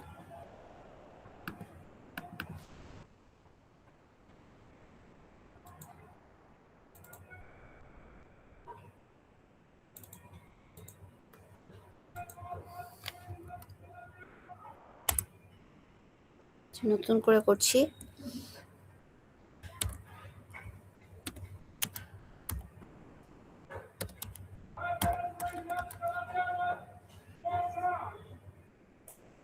দিলাম। এখন আপনি যদি শুধু ওইটার এক্সক্লেমেটরি সাইনটা বাদে মানে শি ব্যাংকটা না ইউজ করে যদি শুধু হ্যাশ ইউজ করতেন, তাহলে যেটা হতো, যেটা একটা বেসিক কমেন্ট হতো, দিস ইজ কমেন্ট। আমরা যেটা জাভার ক্ষেত্রে কি ইউজ করি, এরকম ইউজ করি, তারপর পাইথনের ক্ষেত্রে ইউজ করি, তা এখানে আমরা কি করব, হ্যাশ ইউজ করব। ঠিক আছে, সিতে আবার হ্যাশ কিন্তু ডিফারেন্ট। সি আপনাদের তো এই কোর্সে সি ইন্ট্রোডিউস করা হবে, সেখানে কিন্তু সি দিয়ে আপনার কিছু ফাইল ইম্পোর্ট করার ক্ষেত্রে ইউজ করতে হয় একদম ইনিশিয়ালি। সো ওইটা আবার এটা না, এটা কিন্তু ডিফারেন্ট। এটা কিন্তু কোনো প্রোগ্রামিং ল্যাঙ্গুয়েজ না, এটা আপনার টার্মিনালের কমান্ডগুলোকে আপনি একসাথে এক্সিকিউট করার একটা প্রসেস। বাট এটা কিন্তু কোনো প্রোগ্রামিং ল্যাঙ্গুয়েজ না। তবে হ্যাঁ, কিছু কিছু জিনিস আপনি একটু সিমিলারিটিস পাবেন, এই আর কি। আচ্ছা, এবার আসি হচ্ছে আমি প্রিন্ট করতে চাচ্ছি। এখন প্রিন্ট করার জন্য আমরা ইউজ করবো হচ্ছে এकोতে যে দেন হচ্ছে আমি একটা ডাবল কোটেশন দিলাম। আমি লিখলাম, ধরেন আমাদের ফার্স্ট যেটা লিখি, হ্যালো ওয়ার্ল্ড দিলাম। এই জিনিসটাকে প্রিন্ট করতে আমার এখানে কোনো ক্লোজিং কার্লি ব্রেস লাগবে না, স্টার্টিং কার্লি ব্রেস লাগবে না, কিছু না, জাস্ট সেভ করে ডান। এখন আমি চাচ্ছি এটা প্রিন্ট করতে। এখন প্রিন্ট করার জন্য কি করব, প্রিন্ট করার জন্য আমাদের করা লাগবে হচ্ছে ডট দেন এই যে ফরওয়ার্ড স্ল্যাশ, তারপরে হচ্ছে ফাইল নেমিংটা হচ্ছে sh দিলাম। একটা প্রবলেম হলো, বলেন তো এই পারমিশনটা ডিনাই হওয়ার রিজনটা কি? এক্সিকিউটের পারমিশন নেই। এক্সিকিউটের পারমিশন নাই। সো আমাকে কি করতে হবে, এক্সিকিউটের পারমিশনটা দিতে হবে। আমি হচ্ছে ওই যে চেঞ্জ মোড দিলাম, প্লাস দিলাম, এখানে একটা স্পেস দেওয়া ম্যান্ডেটরি। স্পেসটা না দিলে আপনাদের মানে টার্মিনালে কিছু ব্যাপার একটু সেন্সিটিভ, একটু মনে রাখা লাগে, প্রথম একটু প্রবলেম হয়, বাট পরে আস্তে আস্তে ঠিক হয়ে যাবে। এখন আমি প্লাস এক্স দিলাম এবং আমার ফাইল নেম দেওয়া লাগবে। ফাইল নেমটা কি, hello.sh, এন্টার দিলাম। এখন আমি ফাইলটাকে রান করে দেখবো, এই যে এটা। এখন আমি এন্টার দিই, দেখেন তো এখন প্রবলেম হয়েছে, হয়নি। কারণ কি, আমি এখন এক্সিকিউশনের পারমিশনটা দিয়েছি, একটু আগে এক্সিকিউশনের পারমিশনটা ছিল না। এতটুকু বুঝছি সবাই?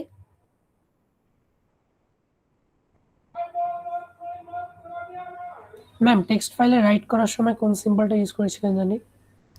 টেক্সট ফাইলে রাইট করার সময়, আচ্ছা এই যে ফাইলের কথা, gedit এর কথা বলছেন?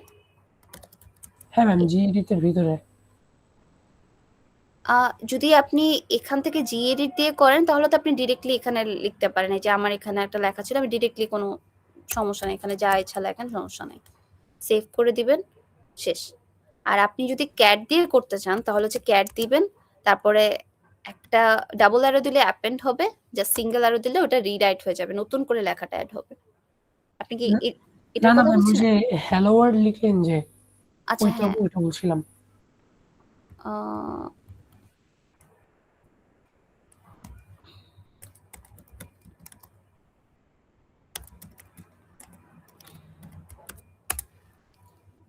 এটার কথা বলছেন, এই যে একো ও ইউজ হ্যাঁ, করাটা একো বুঝাচ্ছে? একো, হ্যাঁ একো। হ্যাঁ, এই একো দিয়ে বোঝাচ্ছে প্রিন্ট করা, মানে এটা বেসিক্যালি আপনার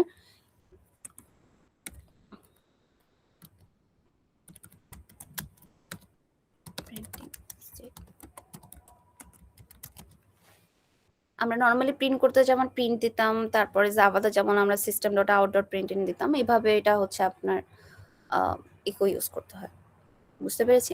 আর Yes. আরেকটা ব্যাপার হচ্ছে একোতে আমার এখানে কোনো ব্র্যাকেট ইউজ করতে হয় না, এখানে আমি একোর ভিতরে যাই দিব না বাই ডিফল্ট স্ট্রিং হিসাবে রিসিভ করে। আপনি যদি এখানে 1+2 দিতেন,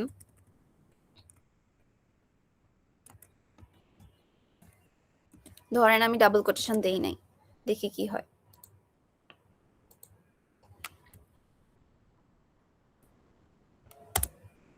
দেখেছেন 1+2 ডিরেক্টলি দিল, স্ট্রিং এর মতো করে দিল। আমি কিন্তু ডাবল কোটেশন ইউজও করি না, ও আর কি স্ট্রিং হিসেবে রিসিভ করে। বুঝতে পেরেছি এটা? তাহলে ম্যাম ডাবল কোটেশনটা যে ফার্স্ট টাইম নিল না বা আউটপুটে শো করলো না?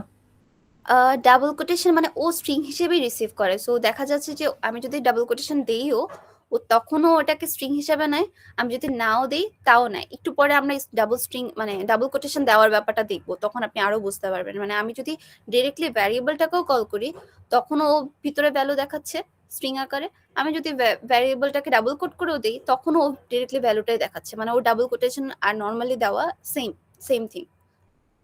বাট হ্যাঁ, সিঙ্গেল কোটেশন ডিফারেন্ট ভাবে কাজ করে, একটু পরে দেখবো এগুলো আস্তে আস্তে।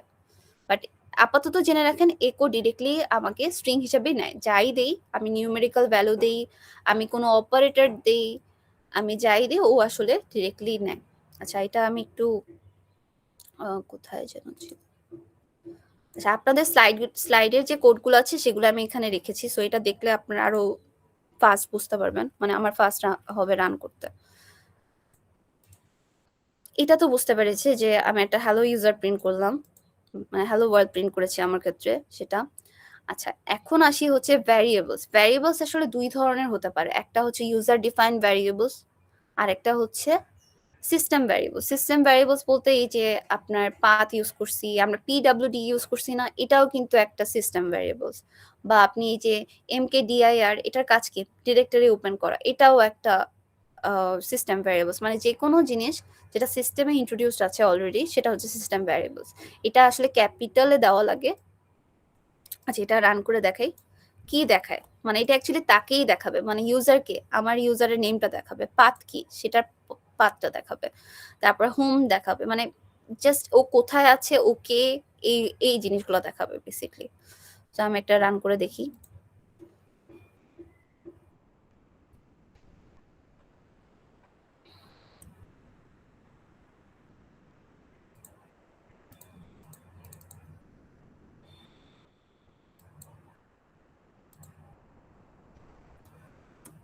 ক্লিয়ার করে দিই। আমার এটা অনেকক্ষণ ধরে কাজ করছে বলে একটু হ্যাং করছে ভার্চুয়াল বক্সে।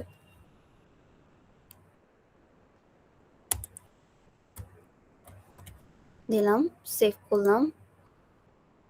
আমি কি বললাম যে এটা ডিরেক্টরি গুলো দেখাবে আর ও কোথায় আছে লোকেশনটা অথবা সে কে এটা দেখাবে। দেখাই,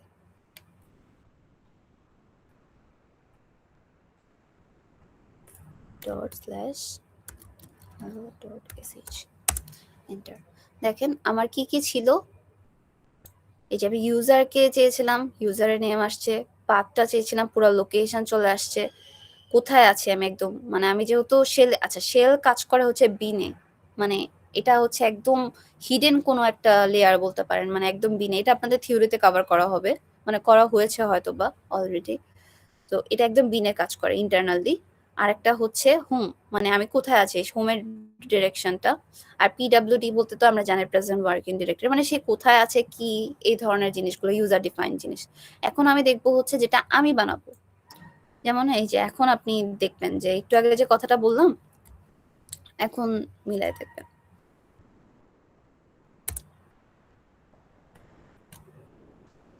সেভ করি।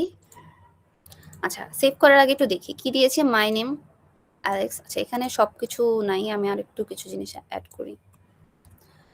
মাই নেমে অ্যালেক্স দিয়েছে ডাবল কোটেশন দিয়ে, মাই ওএস এ লিনাক্স দিয়েছি উইদাউট দ্য কোটেশন, টেক্সটের মধ্যে নিউমেরিক্যাল ভ্যালুস দিয়েছি। এখন আমি তিনটে আলাদা আলাদা করে প্রিন্ট করে দেখতে চাই।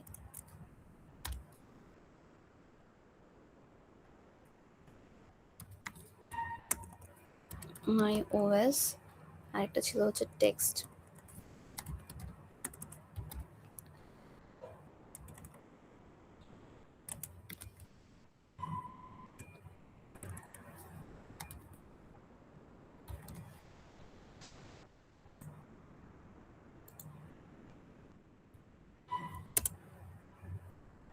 দেখেন তো এই যে মাই নেম অ্যালেক্স, অ্যালেক্স দেখালো। মাই ওএসটাও যখন আমি প্রিন্ট করলাম তখনও কিন্তু ও মানে স্ট্রিং আকারেই দেখালো। 1+2 এটাকেও যখন প্রিন্ট করলাম তখন ও কি করলো,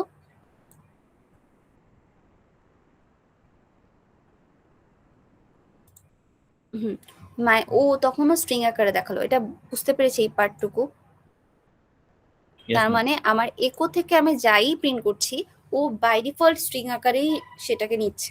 আমার এটা চেঞ্জ করার কোনো কোয়েশ্চেন নেই। আমি চেঞ্জ করতে চাইলে তাহলে আমি অ্যারিথমেটিক অপারেশন কি করতেই পারবো না। মানে 1+2 আমি চাই 1+2 আসবে না, আমি চাই 1+2 হচ্ছে 3 আসুক।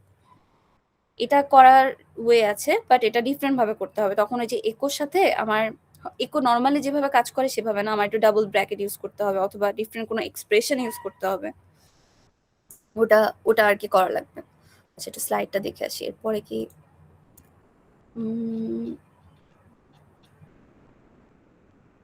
ব্যাস দেখেছি।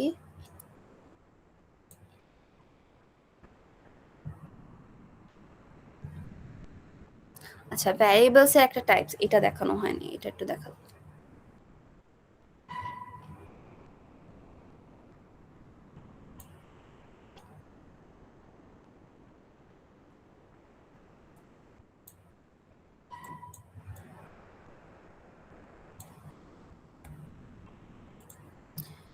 এটা আগে কোডটা লিখি তারপর আপনাদের বোঝাচ্ছি। এটা আমি আগের ক্লাসে লিখেছিলাম, এটা মুছে দিই।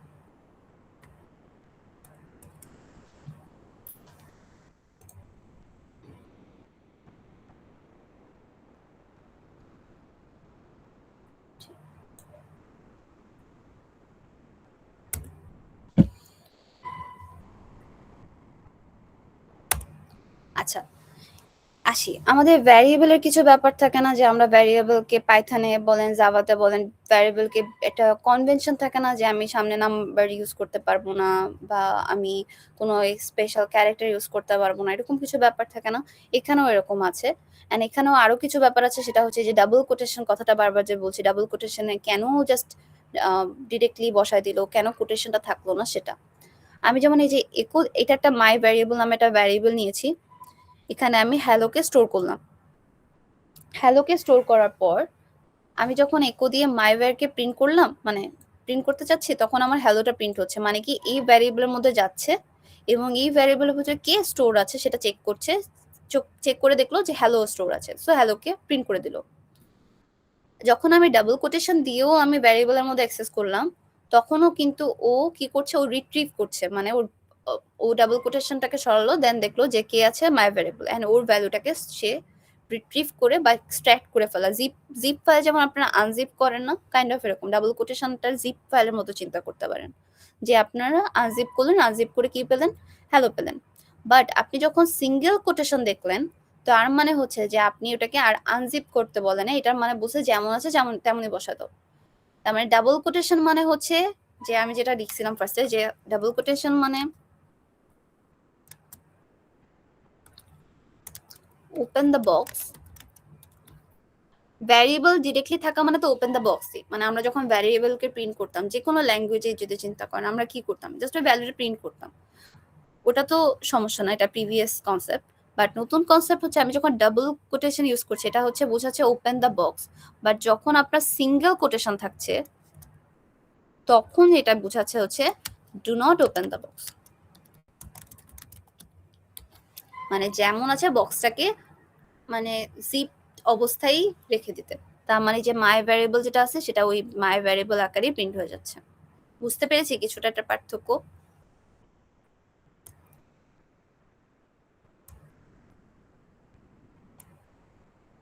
রিপিট করব এই পার্টটুকু নাকি বুঝতে পেরেছি? Ma'am do not open the box ওটা একবার রিপিট। আচ্ছা, মানে মেইন কথা হচ্ছে যে আমি যদি ডাবল কোটেশন থাকে এর মানে হচ্ছে আমি আনজিপ করতে বলছি, মানে যেটা থাকছে ওর ভিতরে মানে আনপ্যাক করা, র্যাপিং পেপার আছে আনপ্যাক করে ভিতরে কি আছে দেখা। বাট যখন আমি সিঙ্গেল কোটেশন দেখব তখন একও বোঝায় যে তুমি এটাকে আনজিপ করবা না, প্যাকেট যদি থাকে সেটাকে প্যাকেট অবস্থায় রেখে দাও। এই সিঙ্গেল কোটেশনটাকে কাইন্ড অফ এটা নেগেটিভ বা আপনারা কমপ্লিমেন্ট করেছেন না, কমপ্লিমেন্ট করে চিন্তা করে ওরা, যখনই যেটা দেখে সেটার কমপ্লিমেন্ট করে ও দেয়, যা আছে সেটাই দিবে, মানে ও আর ওপেন করবে না। নর্মালি ওর কাজকে ওপেন করা, বাট ও এখানে ওপেন করতে দিবে না। বুঝতে পেরেছি? Just opposite. আপনি জাস্ট এই দুইটা মনে রাখেন যে ডাবল কোটেশন মানে যদি রিট্রিভ করা হয় বা এক্সট্রাক্ট করা হয়, সিঙ্গেল কোটেশন মানে এক্সট্রাক্ট না করা। বুঝতে পেরেছি এতটুকু? বুঝেছি ম্যাম। আচ্ছা, এবার আসি হচ্ছে আমাদের ফোর্থে, এটাও আপনারা আগে করেছেন। আমরা যখন হচ্ছে যে পাইথনেও আমরা যখন এই যে কোনো কিছুর আগে এরকম মানে ফরওয়ার্ড স্ল্যাশ দিয়ে তারপরেরটুকু দিই, এর মানে কি ওই জিনিসটাকে স্পেশাল ভাবে ডিল না করতে বোঝায়, মানে যেমন আছে তেমনই রাখো, মানে এটাকে লিটারাল ভ্যালু হিসাবে চিন্তা করতে বলে, মানে এক্সট্রা করে চিন্তা করার দরকার নেই। যদি আপনাদের মনে থাকে আর কি যে আমরা যখন এরকম ফরওয়ার্ড স্ল্যাশ দেখি তার মানে ডিরেক্টলি যা আছে সেইভাবে চিন্তা করতে। তো এই যে ডলার দিয়ে যে আমি একটা ভ্যারিয়েবল হিসেবে চিন্তা করছিলাম এতক্ষণ, মানে প্রত্যেকটা ভ্যারিয়েবলের আগে কিন্তু এই যে এরকম দিছিলাম, দেখছেন ইকো দিয়ে আমি মাই ভ্যারিয়েবল দিছিলাম, তখন হচ্ছে আমি এটা বুঝছিলাম যে এটা একটা ভ্যারিয়েবল। বাট এটা দেওয়ার পর এই ফরওয়ার্ড স্ল্যাশ দেওয়ার পর এই ডলার সাইনের মিনিংটা হচ্ছে যে it's not a special character anymore. বুঝছি? যে কোনো কিছুর আগে ফরওয়ার্ড স্ল্যাশ মানে সেটাকে আর স্পেশাল ভাবে ডিল করবেন না, যেমন আছে তেমনই। সো এইটার জন্য এখানে কি হয়েছে, যা আছে তাই প্রিন্ট হয়েছে। মাই ভ্যারিয়েবলের যখন সিঙ্গেল কোটেশন ছিল তার মানে কি বলছে, ডু নট এক্সট্রাক্ট। সো এটাও যা আছে তাই প্রিন্ট হয়ে গেছে। এখানে মাই ভ্যারিয়েবলের এটাতে ডাবল কোটেশন ছিল, তার মানে উই ক্যান এক্সট্রাক্ট, তখন আমরা ভ্যালুটাকে প্রিন্ট করেছি। এটা তো ডিরেক্টলি আছে, সো এটা ভ্যালুটাকে প্রিন্ট করেছি। ডিফারেন্সটা বুঝতে পেরেছি? মেইন প্রবলেমটা হয় হচ্ছে যে সিঙ্গেল কোটেশন এন্ড ডাবল কোটেশনে। বুঝছি ম্যাম। আচ্ছা, আর এটার মানে কি বললাম যে এটা দেওয়া মানে do not treat it as special, ঠিক আছে, মানে এটা নর্মাল ভাবে, মানে এটার পরে ডলারের আর কোনো মিনিংফুল নাই। আচ্ছা, এবার আমরা একটু রান কি করেছিলাম, আচ্ছা হ্যাঁ রান তো করেছি। তো আর দেখা নতুন টপিকে যাই।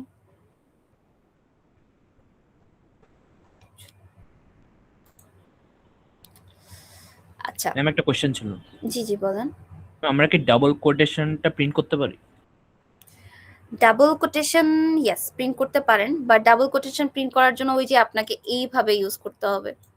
এই যে আপনি যদি ডাবল কোটেশনকে স্পেশাল ভাবে ডিল না করতে চান, আমি মাত্র এই যে এখানে একটা ডাবল কোটেশনকে স্পেশাল ভাবে ডিল না করতে চাইলে কি করছিলাম, এখানে এই যে এটা ইউজ করে তারপরে যা ছিল লিটারাল তাই ভ্যালুকে প্রিন্ট করে দিচ্ছিলাম না। ধরেন আপনি এটাকে প্রিন্ট করতে চান, আপনি তো এটাই বলছেন তাই না, আমি ডাবল Yes, ma'am. কোটেশন সহ, তাহলে আমি এভাবে প্রিন্ট করে দিব, তাহলে ও যা ছিল ও আর স্পেশাল ভাবে ডিলই করবে না, ও যা ছিল তাই প্রিন্ট করে দিবে। বুঝছি ম্যাম। আচ্ছা, এবার আসি হচ্ছে রিড কমান্ড। রিড কমান্ড জিনিসটা কি, আমরা একটু আগে টার্মিনাল থেকে বিভিন্ন জিনিস রিড করছিলাম না, যেমন হচ্ছে এই যে কার্সার যে ব্লিঙ্ক করছিল একটু আগে, যেমন ক্যাট দিয়ে একটা কাজ করছিলাম, এই যে ক্যাট দিয়ে আমি যখন ফাইল মনে হয়েছিল এই যে ব্লিঙ্ক করছিল না, তো ব্লিঙ্ক করতেই থাকবে যতক্ষণ পর্যন্ত না আমি কন্ট্রোল+D দিই। এখন আমি যখন এটা দিলাম আমি দেখতে পাচ্ছি যে এখান থেকে আমি রিসিভ করতে পারি, তাই না? আমি চাচ্ছি যে এটা আমার একটা শেল স্ক্রিপ্টের থ্রুতে ডেটাটা রিসিভ হোক। আমি এখানে যে বলছি না ক্যাট দিয়ে ফাইল দিয়ে কিছু একটা ডেটা লেখো, ইউজারকে বারবার বলছি যে কিছু একটা ইনপুট দাও, কিছু একটা ইনপুট দাও। এটা আমি এভাবে চাচ্ছি না। আমি চাচ্ছি একটা ফাইলকেই আমি এক্সিকিউট করব যখন, তখন ওটা অটোমেটিক্যালি কাজ করবে। এখন এটার জন্য হচ্ছে আমার রিড কমান্ডস এর কাজটা, যেটা আমি এখন এই যে কোডে করেছি। এটা ক্ষেত্রে কি করলাম, এখানে জাস্ট ডিরেক্টলি রিড লিখে দিব, দ্যাটস ইট।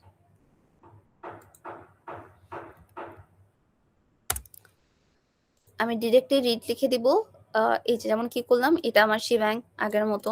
এখানে আমি এটা আমি জাস্ট ইউজারকে বোঝানোর জন্য, যে যেন ইজি হয় ইউজার বুঝতে, যে আমি কি চাচ্ছি। ইউজার থেকে একটা নেম ইনপুট চাচ্ছি। ইউজার একটা নেম দিল এবং নেমটা কোথায় স্টোর হবে, এই নেমের মধ্যে, বিকজ ইটস আ ভ্যারিয়েবল। এই ভ্যারিয়েবলটার মধ্যে ইউজার যে নেমটা দিবে সেটা স্টোর হবে। এরপরে এই ভ্যারিয়েবলটাকে প্রিন্ট করে দিব, নেম ইজ, এই যে ডলার দিয়ে নেম প্রিন্ট হয়ে গেল। দেখি এটাকে প্রিন্ট করে দেখি কি হয়।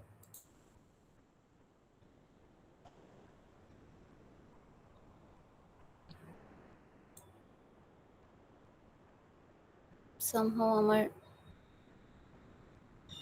ফোন তো অনেক হ্যাং করছে।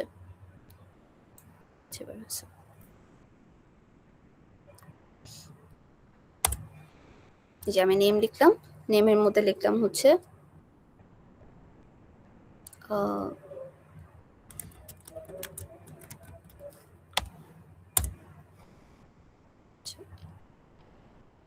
ক্লিয়ার করে দিই।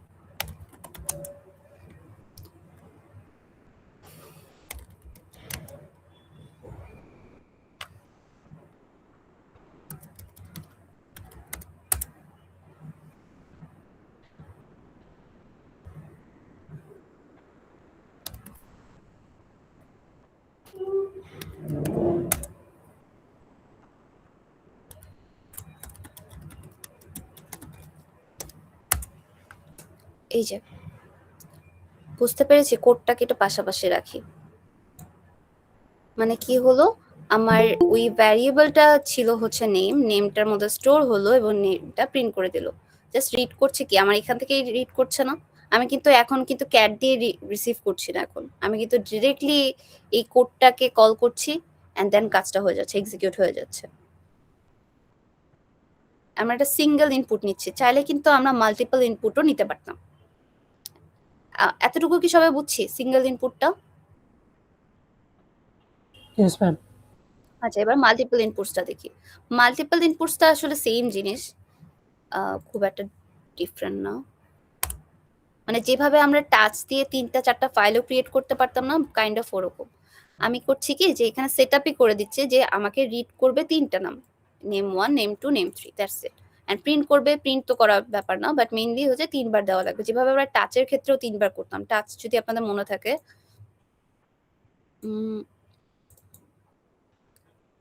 এই যে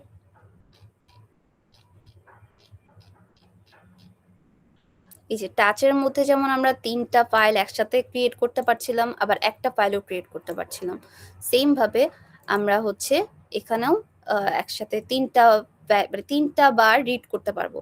সো এটাকে সেভ করি, দেখাই কিভাবে করছি। দিলাম এ বি সি, দেখেন 3বার দেখাচ্ছে। আমি জাস্ট মানে নেম 1 2 3 তো বলি না, ডিরেক্টলি বলছি, প্রিন্ট করে দিচ্ছি, এই জন্য এমন। ঠিক আছে, তো আমাদের কি দাঁড়ালো, আমরা কিভাবে ইউজার থেকে ইনপুট নেই সেটা দেখলাম, তারপরে হচ্ছে ভ্যারিয়েবলস দেখলাম, কমেন্টস দেখলাম। কিন্তু আমরা দেখছিলাম যে আমরা অ্যারিথমেটিক অপারেশন করতে পারছিলাম না তখন। তো অ্যারিথমেটিক অপারেশনটা করা যায়, সেক্ষেত্রে আমাদের ওই যে ডাবল ব্র্যাকেট ইউজ করতে হয়।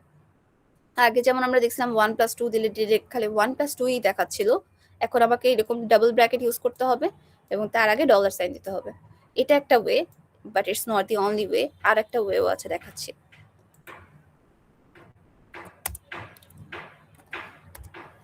দিলাম, কি করছি, ডাবল ব্র্যাকেট ইউজ করলাম এন্ড অপারেশন গুলোর ভিতরে দিলাম, সেভ করলাম, দেখি আমাদের রান হয় কিনা। দেখেন ম্যাচ করে না, 20 + 5 25, 20 থেকে 5 বিয়োগ করলে 15, ম্যাচ করছে না। তো এইভাবে কাজটা হয়। এখন আমি এটাতে ইউজ করেছি হচ্ছে জাস্ট ডাবল ব্র্যাকেট ইউজ করে। আমি চাইলে সিঙ্গেল ব্র্যাকেট ইউজ করে করতে পারি এবং একটা এক্সপ্রেশন ইউজ করতে পারি, এই EXPR। এই EXPR দিয়েও কাজটা করা যায়। কিভাবে হচ্ছে,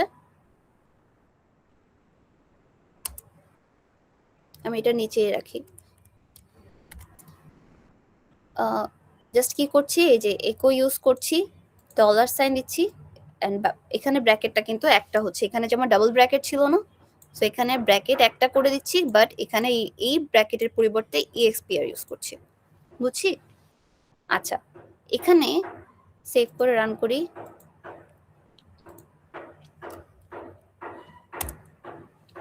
ম্যাচ করে না, এখানে সবকিছু ভ্যালু এটার ম্যাচ করে, সো কোনো প্রবলেম হয়নি। বাট এখানে একটা কোয়েশ্চেন আসা উচিত আপনাদের।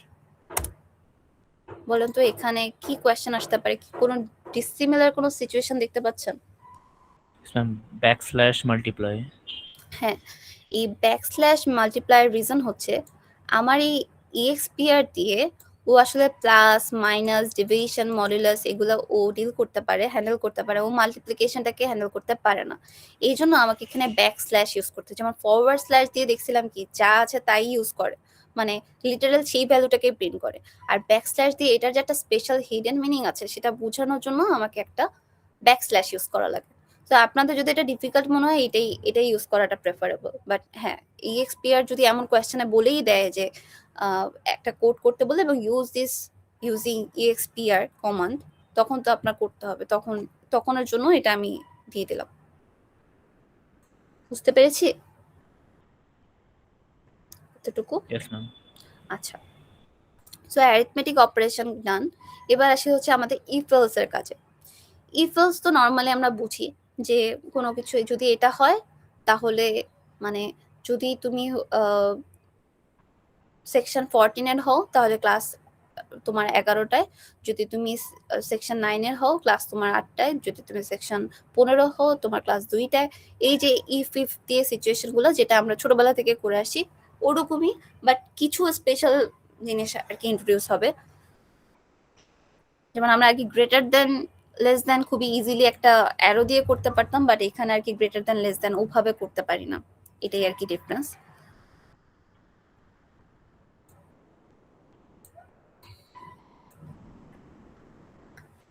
আচ্ছা, এখানে যেটা করছি শুরুর কাজটা দেখি, এই পার্টটা তো আগেরই, শিবাং ইউজ করলাম, ইকোর মধ্যে ফার্স্ট নাম্বারটা নিলাম, তারপরে ইউজার থেকে একটা নাম্বার নিলাম, নাম্বারটাকে কোথায় স্টোর করলাম? এতে। আবার একটা নাম্বার ইউজারকে দিলাম, এটা না দিলে কি ইউজার আরেকটা নাম্বার দিত না? দিত, বাট এখানে দেওয়াটা হচ্ছে ইউজারকে একটু মানে ইউজার ফ্রেন্ডলি অ্যাপ্রোচ। যেমন আপনাকে আপনার কোনো একটা জিমেইলে লগ ইন করতে চাইলেন, আপনার জিমেইল পাসওয়ার্ড আলাদা আলাদা করে লেখা থাকে না, ওই রকম যে আপনি ইউজারকে বুঝাই দিচ্ছেন যে এটা দাও তাহলে এটাতে স্টোর করব, এরকম। তো আপনি স্টোর করলেন, স্টোর করবার পরে এখন গিয়ে হচ্ছে কাজ যে আমি যদি দেখি যে মানে এখানে এটা হচ্ছে কন্ডিশন, বেসিক্যালি এটা হচ্ছে কন্ডিশন এন্ড এটা হচ্ছে স্টেটমেন্ট। কন্ডিশনটা কি হচ্ছে, যদি এটা হয় তাহলে এ গ্রেটার, যদি এইটা হয় তাহলে এ স্মলার, ঠিক আছে? আর যদি দুইটাই মানে আদার কেসেস কি হবে, আদারওয়াইজ দুইটাই ইকুয়াল। এখন এই কাজটা কিভাবে করছি দেখেন, এটাকে কিন্তু গ্রেটার দ্যান ডিরেক্টলি ইউজ করছি না, কিভাবে করছি, জিটি ইউজ করছি। এটা মানে কি, এ থেকে বি কে যদি আমি ডিফারেন্স দেখি এবং ডিফারেন্স দিয়ে দেখবো যে এ কি বেশি, মানে এটা কি পসিবল কিনা, গ্রেটার কিনা, যদি এমন হয় সেক্ষেত্রে হচ্ছে এ ইজ গ্রেটার।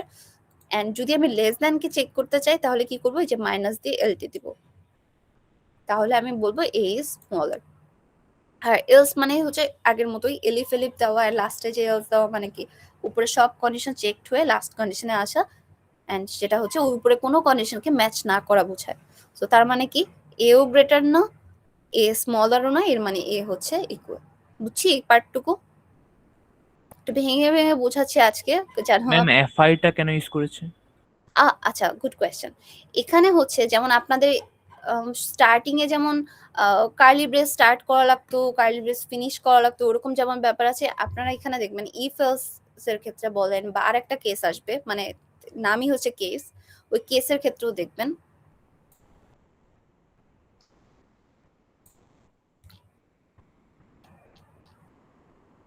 এই যে এটা স্কেলেটনটা কিছুটা এরকম, যে আপনি ইফ দিয়ে শুরু করবেন, this is your condition number 1। যদি এটা হয় তাহলে স্টেটমেন্ট 1 এ যাবে। যদি সেকেন্ড কন্ডিশনে যায় তাহলে স্টেটমেন্ট 2 তে যাবে। থার্ড কন্ডিশন মানে কোনো কন্ডিশন তাহলে স্টেটমেন্ট এন্ড লাস্টে গিয়ে ফিনিশ লাইন হচ্ছে ইফ আই। ঠিক আছে, আবার আরেকটা জিনিস দেখাই নতুন যেহেতু, যেমন এই যে কেস নামে একটা জিনিস আছে। কেস দিয়ে আপনি স্টার্ট করলেন এবং শেষ করবেন হচ্ছে ইস্যাক দিয়ে, মানে জাস্ট উল্টা, ESAC, আর ওইটা হচ্ছে ইফ না FI, মানে উল্টা করে দিবেন। এর মানে হচ্ছে আপনি ওটা শেষ করছেন। মানে এটা স্কেলেটন, মানে এটা ডিফারেন্ট কিছু না, মানে এটা একটা স্ট্রাকচার। বুঝতে পেরেছি? বুঝছি ম্যাম। আচ্ছা, এখন এটাকে সেভ করি। ফার্স্ট নাম্বার দিলাম 10, সেকেন্ড নাম্বার দিলাম 15, তাহলে কি হবে? এই প্রথমটা স্মলার হলো। আবার ধরেন আমি দিলাম 20,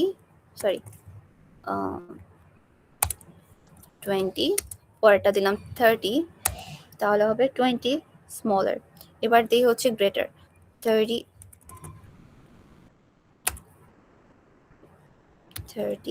এটা হচ্ছে 5, বা 30 গ্রেটার। এখন আমি দুটাকেই সেম দিতে চাই।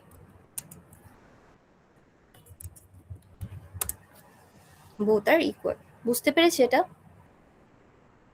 ইফ এলস এর কাজটা। এখন ইফ এলস আর কেসের মধ্যে অনেক সিমিলারিটিস আছে, বাট একটা ছোট্ট ডিফারেন্স আছে যেটা আপনারা আগে হয়তো বা তেমন একটা দেখেন নাই।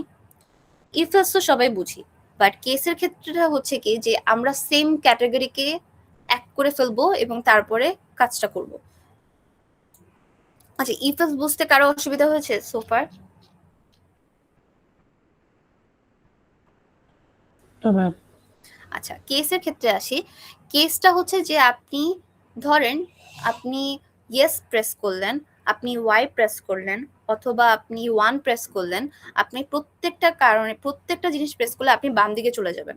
আপনি যদি রাইট প্রেস করেন, আর প্রেস করেন, অথবা আপনি 0 প্রেস করেন, আপনি ডান দিকে চলে যাবেন।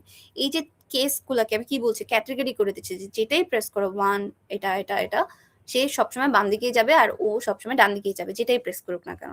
তো এখানে কি আমি দুইটা আলাদা কেস বাই কেস ডিল করছি না, যে আমি ক্যাটাগরাইজ করে দিচ্ছি। এটা হচ্ছে ইফ এলস আর কেসের মধ্যে মেজর ডিফারেন্স। একটা কোড দেখি।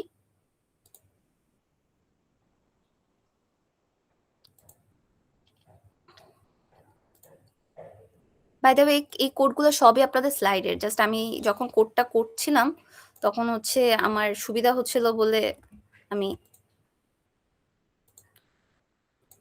এখানে আর কি কপি পেস্ট করে রেখেছি। মানে এগুলো সবই আপনাদের স্লাইডে আছে। কিছু জিনিস হয়তো বা আমি একটু কমেন্ট করে করে ইউজ করছি, এইটাই।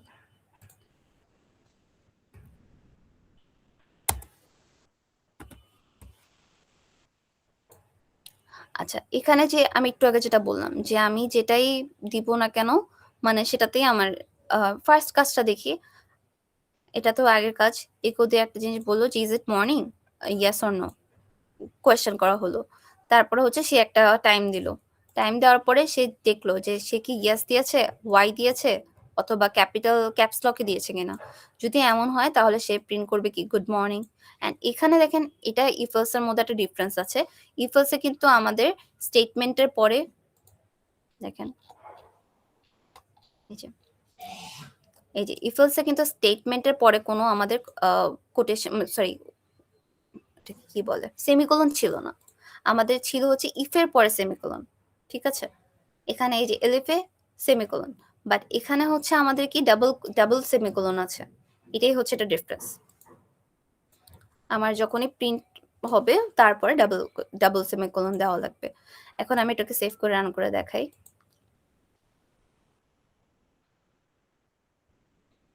ওয়াই দিলাম,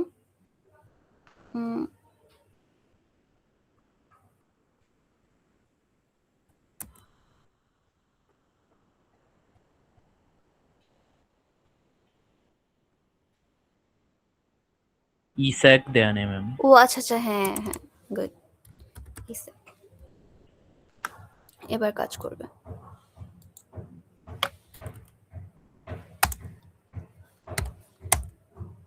দেখেন আমি ইয়েস নো বলেছে, আমি ওয়াই দিলাম, গুড মর্নিং দিল। আমি যদি এখন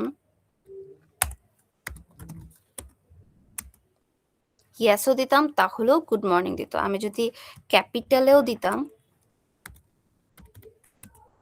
তাহলেও গুড মর্নিং দিচ্ছে।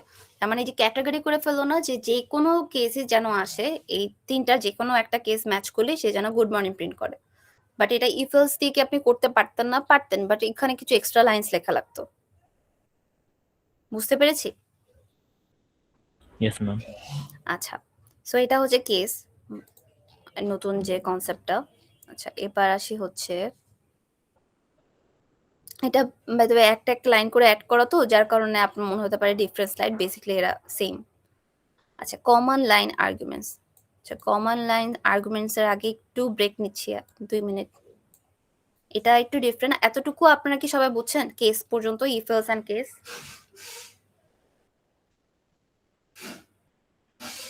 কেউ আছে যে বুঝিনি?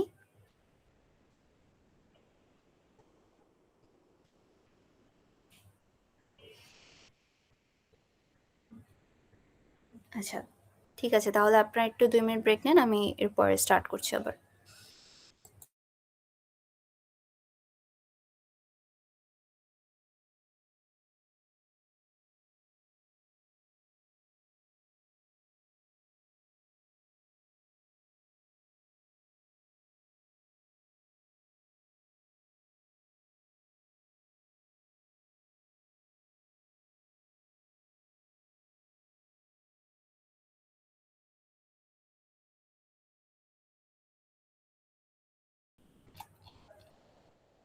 Yes, ma'am. Common line arguments এটা নিয়ে আপনাদের একটা প্রবাবলি আপনাদের ফার্স্ট ল্যাবের যেটা মানে যেটা আপনাদের সেলফ স্টাডি ওখানেও দেওয়া আছে আরো ডিটেইলে, কিন্তু আমি এখানে একটু আপনাদের শেয়ার করব, যেহেতু আপনারা এটাতে ইউজ টু না, মানে এটা হয়তো টার্মসটাও জানেন কিনা। আপনারা কি কমন লাইন আর্গুমেন্ট আগে শুনেছেন?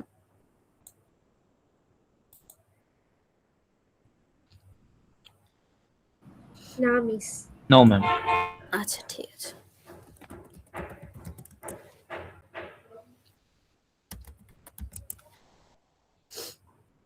বাই দ্য ওয়ে, যখন আপনাদের এরকম অনেক কিছু হয়ে যাবে জাস্ট ক্লিয়ার লিখে দিলে আপনার শুরু থেকে মানে আসতে পারবেন। ঠিক আছে? আচ্ছা,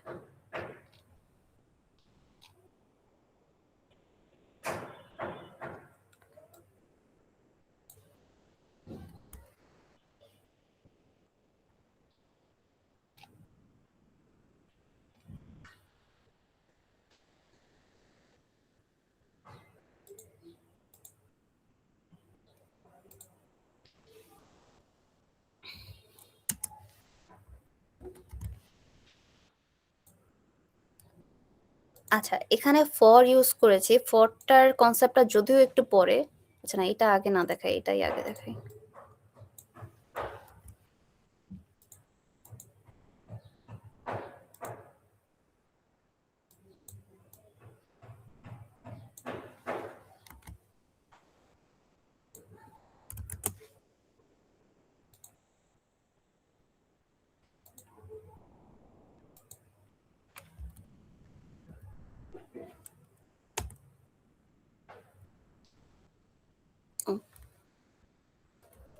হ্যালো এসএইচ।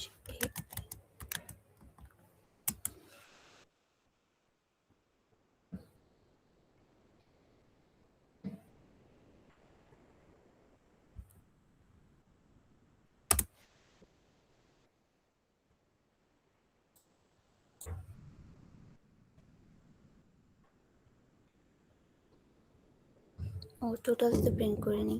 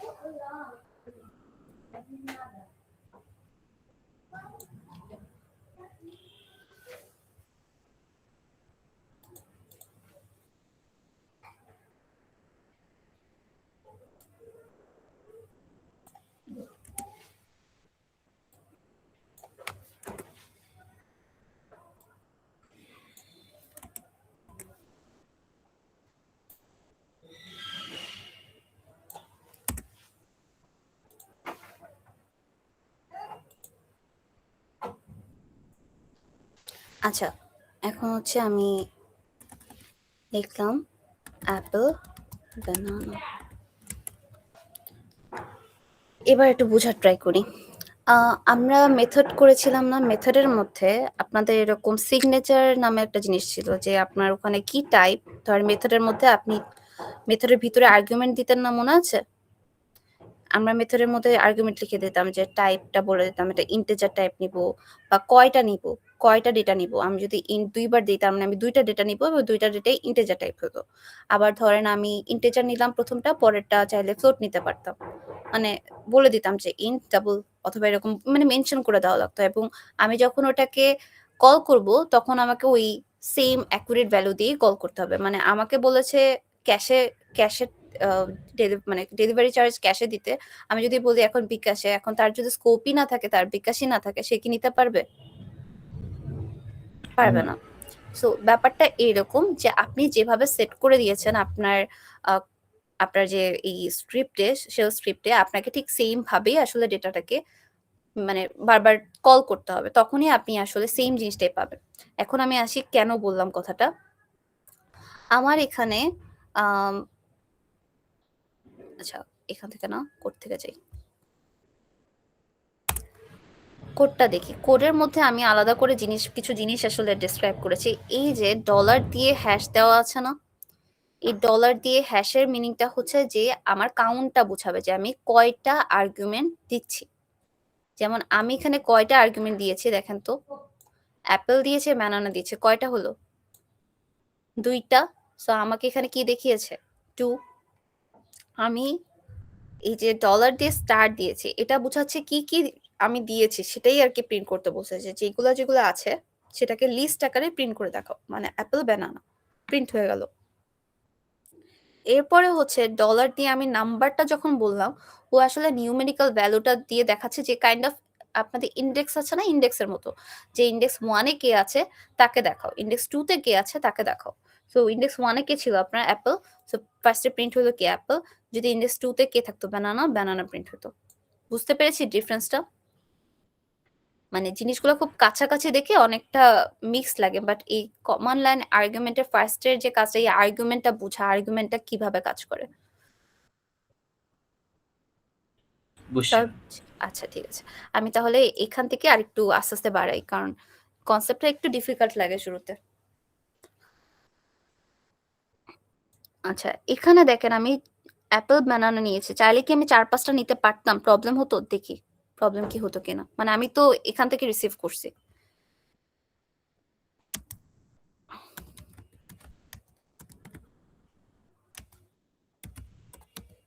দিলাম এন্টার। দেখেন আমাকে শুধু অ্যাপেল অ্যান্ড ব্যানানাই দেখাচ্ছে। কেন অ্যাপেল অ্যান্ড ব্যানানা দেখাচ্ছে? কারণ আমি তো কোডে জাস্ট ইন্ডেক্স 1 আর ইন্ডেক্স 2 এর জন্যই বলছিলাম যে ওখানে কে আছে তাকে এক্সট্রাক্ট করে তার ভ্যালুটা প্রিন্ট করো। আমার কে ছিল এখানে? এই যে দেখেন, আমার এখানে ছিলই হচ্ছে 1, তাই আমার শুরুতে তো অলওয়েজ অ্যাপেলই ছিল, সো অ্যাপেলই দেখাচ্ছে। 2-তে ছিল ব্যানানার, ব্যানানাই দেখাচ্ছে বিকজ 2-তে ব্যানানা ছিল। বাট আমার টোটাল লিস্টটা কি চেঞ্জ হয়ে গেছে না? Because something has been অ্যাপেন্ডেড। আমার এখানে লাস্টে কিছু ভ্যালুস অ্যাড হয়ে গেল না? সো আমার এই ভ্যালুগুলো অ্যাড হয়ে যাওয়াতে আমি কোথায় দেখতে পাচ্ছি লিস্টে অ্যাড হয়েছে? এই যে দেখেন, apple, banana, guava, grapes, mango. And এখন আমার টোটাল কাউন্টটাও কি চেঞ্জ হয়ে গেছে না? কারণ 5টা, তাই আমার এই যে এটাতেও আমার কাউন্ট কিন্তু 5 দেখাচ্ছে। আগে কত ছিল? 2। তার মানে এক্স্যাক্টলি 1, 2 মানে যে আমাকে 2টাই ইনপুট করতে পারবো, এর বেশি করতে পারবো না, ব্যাপারটা এমন না। আর্গুমেন্ট আমার বেশি থাকতে পারে, আমি প্রিন্ট করতে বলছি 2টা। মানে আমার ক্লাসে স্টুডেন্ট আছে 300 জন, বাট আমি প্রথম 5 জনের নাম চাচ্ছি। ব্যাপারটা এরকম। বুঝতে পেরেছি? আচ্ছা, এই কনসেপ্টটা বুঝতে পারলে এখন এটা ইজি হবে।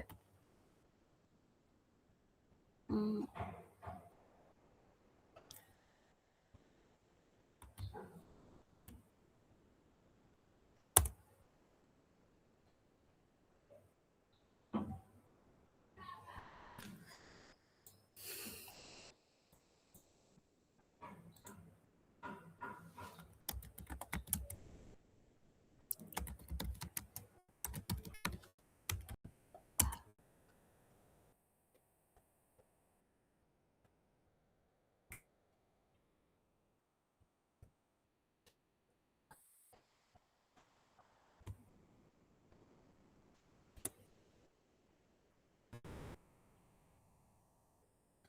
আচ্ছা, কোডটা আগে একটু বুঝি। নরমালি ফর আপনাদের মনে আছে পাইথনে আপনারা কি সবাই মোটামুটি পাইথন ব্যাচেরই না নাকি?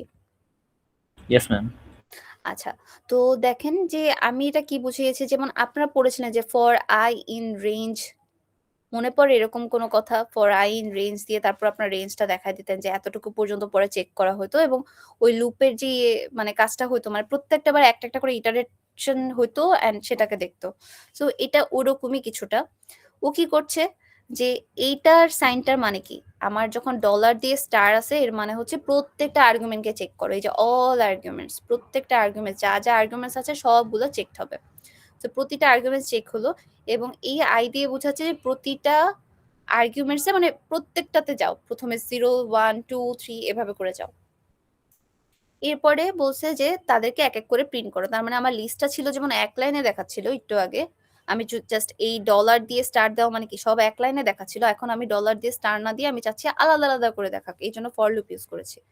এখন আমি দেখবো যে আলাদা দেখায় কিনা। সেভ করি ডলার স্ল্যাশ,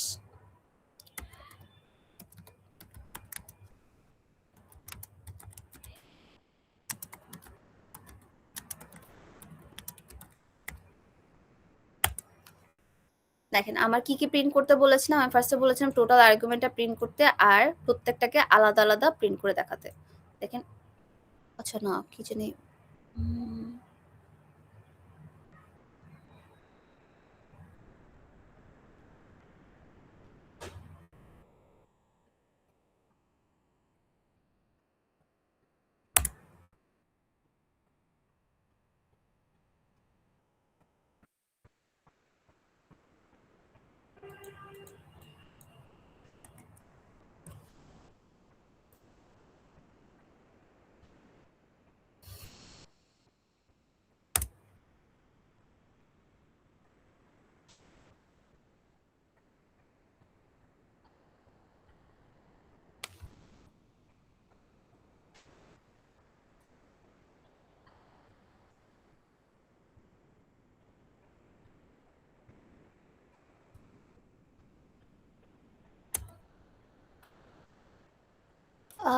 এটা টানটা ক্যাপিটাল হয়ে গেছে।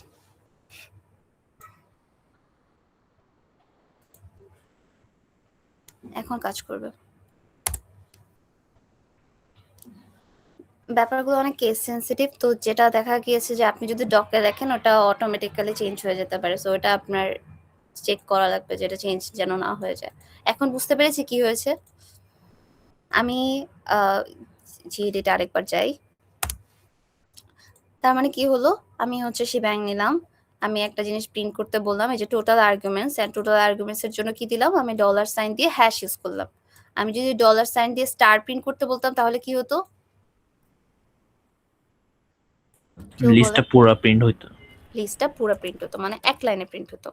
তারপরে আমি যদি আলাদা করে 1 2 বলতাম তাহলে প্রথমটা প্রিন্ট হতো, ব্যাপারটা এরকম। এখন আমি চাচ্ছি যে এই মানে প্রত্যেকটা লিস্ট, এই পুরো লিস্টের মধ্যে ও প্রত্যেকটাকে ইটারেট করবে এবং প্রত্যেকটাকে আলাদা আলাদা করে রিট্রিভ করবে। সো দেখেন এভাবে করে দেখাচ্ছে, ঠিক আছে, এই যে আলাদা করে দেখাচ্ছে।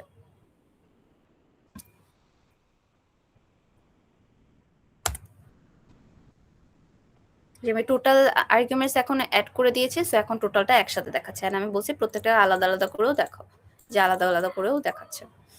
বুঝতে পেরেছি এতটুকু? আচ্ছা, এটা হচ্ছে ফর লুপস এর এই যে আর্গুমেন্টসটা পড়লাম, এটার মানে কমন লাইন আর্গুমেন্টের সাথে সাথে আপনার লুপের কনসেপ্টও কিন্তু হয়ে গেল। লুপের কনসেপ্টের এই যে প্রথম যে আর্গুমেন্টস দিয়ে কিভাবে লুপকে ইটারেট করবেন সেটাও আপনি করতে পারবেন। এখন একটা জিনিস দেখেন, আমরা নর্মালি যেভাবে করে বারবার এক্সিকিউট করছিলাম এটার এক্সিকিউশনটা একটু ডিফারেন্ট না? কারণ দেখেন আগের বার এক্সিকিউট করছিলাম শুধু hello ডট sh দিয়ে দিচ্ছিলাম, মানে dot slash hello dot sh, এই পরের পার্টটুকু লেখা লাগছিল না। এখন কেন লেখা লাগছে জানেন? বিকজ এটা আর্গুমেন্ট। আপনি যখন একটা স্কেলেটন বানাই দিয়ে গেছেন, আপনি যখন তাকে কল করবেন আপনাকে কিছু একটা নাম ধরে কল করতে হবে, মানে কি চাচ্ছি আমি, কি ভ্যালুকে পাস করতে চাচ্ছি, সেই ভ্যালুগুলোকে আমার দিয়ে দিতে হবে। তো এই জন্য আমি পরে যখন আমি মানে এক্সিকিউট করবো, ওই এক্সিকিউশনের সাথে সাথে আমার ওইটাকেও অ্যাড করে দিতে হবে, যে কটা যায় সে কটা। বুঝতে পেরেছি এখানে কেন আমি লাস্টে অ্যাড করলাম? আমি কিন্তু 2টা ইউজ করলেও কাজ করছিল, 3টা ইউজ করলেও কাজ করছিল, as many I want, but যেটা মেক শিওর করা লাগবে যে আমি ওই যে আমি কয়টা আর্গুমেন্টস নিচ্ছি সেটাটা চেঞ্জ হয়ে যাবে। আর আমি 1 2 কাকে চাচ্ছি, যদি আমি লাস্টেরটাকে চাই তাহলে আমার ওই নাম্বারটাকে ঠিকভাবে দেওয়া লাগবে। এই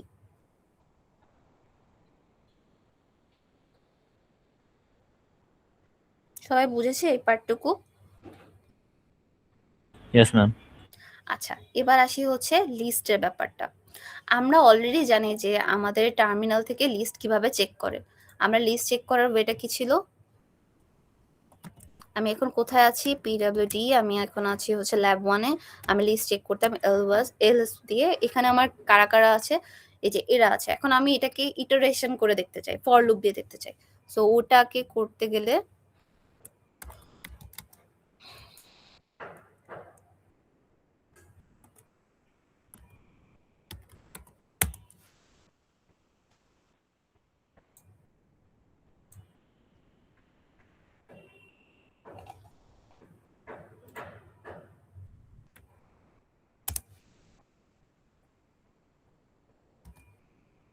সেভ করছি। দেখেন এখানে আমি দুইটা জিনিস দেখিয়েছি, যে যেমন ফর আই ইন স্টার দিয়েছে একবার, অথবা আমি চাইলে ফর আই ইন এলএসও দিতে পারতাম। এলএস দেওয়াটা কেন, মানে এখানে কারা কারা আছে, যেমন এখানে ছিল কি ফর অল কাউন্টস, এগুলো না। তো আমি ডিরেক্টলি এটাকে বলতে পারি, অথবা আমি স্টারও দিতে পারি। এখন স্টার মানে কি বলেন তো? স্টার মানে হচ্ছে আমার যা যা আছে, একটু আগে দেখলাম না কমন লাইন আর্গুমেন্টে, আমি যখন স্টার দিই মানে হচ্ছে সবগুলো, মানে লিস্টের মধ্যে যারা যারা আছে হোল লিস্টটা। তো আমি স্টার দিলেও হবে, আমি এলএস দিলেও এটা কাজ করবে। এই জন্য আমি এরকম আছে সেভ করে দেখাই। এখানে কি আমার কিছু আর্গুমেন্ট পাস করতে হবে? কেউ বলেন এখানে কি আর্গুমেন্ট পাস করার দরকার আছে? না ম্যাম, ফাইলস গুলো দেখাবে। হ্যাঁ, এটা জাস্ট ফাইলগুলো দেখাচ্ছে, এখানে কিন্তু আমার আর্গুমেন্টস এর কিছু নাই। এখন আমি এটাকে এন্টার দিই। দেখেন আমার একটু আগে যে জিনিসটা এইভাবে ছিল, এখন সেটা মানে একটা একটা করে ইটারেট হয়ে হয়ে আসছে। বুঝছি। আচ্ছা, চাইলে এটা আমরা নর্মাল নাম্বার দিয়েও করে দেখতে পারি, এটাও আপনারা করে দেখতে পারেন। এটা অ্যাকচুয়ালি করার কিছু নাই। মানে কি হবে বলেন তো, 0 থেকে 10 পর্যন্ত প্রিন্ট হবে নর্মাল যেভাবে করতেন। ফর লুপ, ডু অ্যান্ড ডান, এটা হচ্ছে জাস্ট আপনার স্ট্রাকচার। এন্ড আপনি কি করবেন, প্রত্যেকটা এক এক করে প্রিন্ট করবেন। আচ্ছা, করিয়ে দেখাই সব।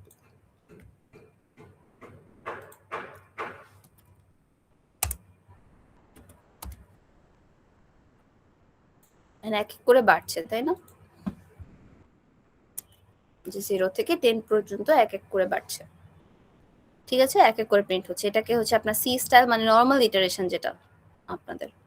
এবার আসি হচ্ছে ওয়াইল লুপ। এতক্ষণ যেগুলো ছিল ফর লুপের, সেগুলো মোটামুটি ফ্যামিলিয়ার, এই আর্গুমেন্টের কনসেপ্টটা বাদে। বাট এই ওয়াইল লুপের একটু জিনিস আমাদের দেখা লাগবে। ওয়াইল লুপে যেটা হয় সেটা হচ্ছে ও কন্ডিশন চেক করে। আপনাদের ওয়াইল লুপ আর ফর লুপের ডিফারেন্স মনে আছে? ফর লুপে কি করি আমরা, একটা সিঙ্গেল লাইন লিখি, একটা স্টার্টিং পয়েন্ট থাকে, কতটুকু পর্যন্ত চলবে সেই কন্ডিশনটা থাকে, বাড়বে কি কমবে সেটা থাকে, 3টা পার্টে থাকে। বাট ওয়াইল লুপে কি হয়, ওয়াইল লুপে একটা স্টার্টিং ভ্যালু থাকে যেটাকে আমার লুপের বাইরে লেখা লাগে, তাই না? এখানেও আমি সেটাই করেছি, যে আমি একটা পাসওয়ার্ড লিখলাম, পাসওয়ার্ডের মধ্যে বললাম আমার পাসওয়ার্ডটা হচ্ছে ABC।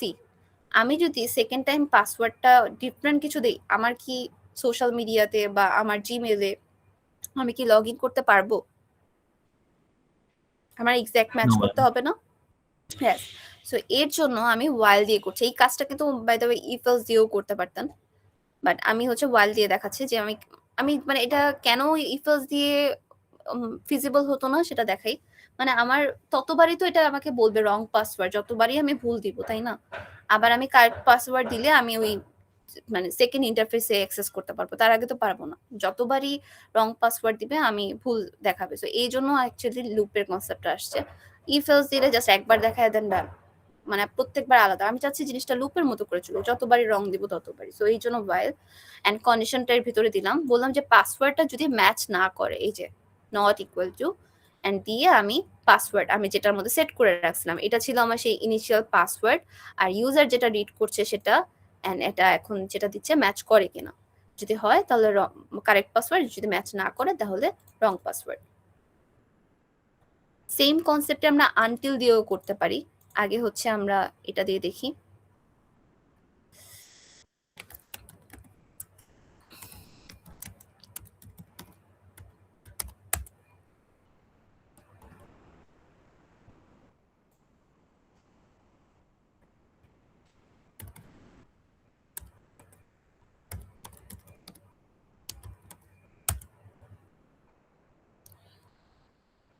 আমি ধরেন দিলাম হচ্ছে 1 2 3 রং পাসওয়ার্ড 4 5 6 রং পাসওয়ার্ড 0 আমি ABC দিলাম কারেক্ট পাসওয়ার্ড।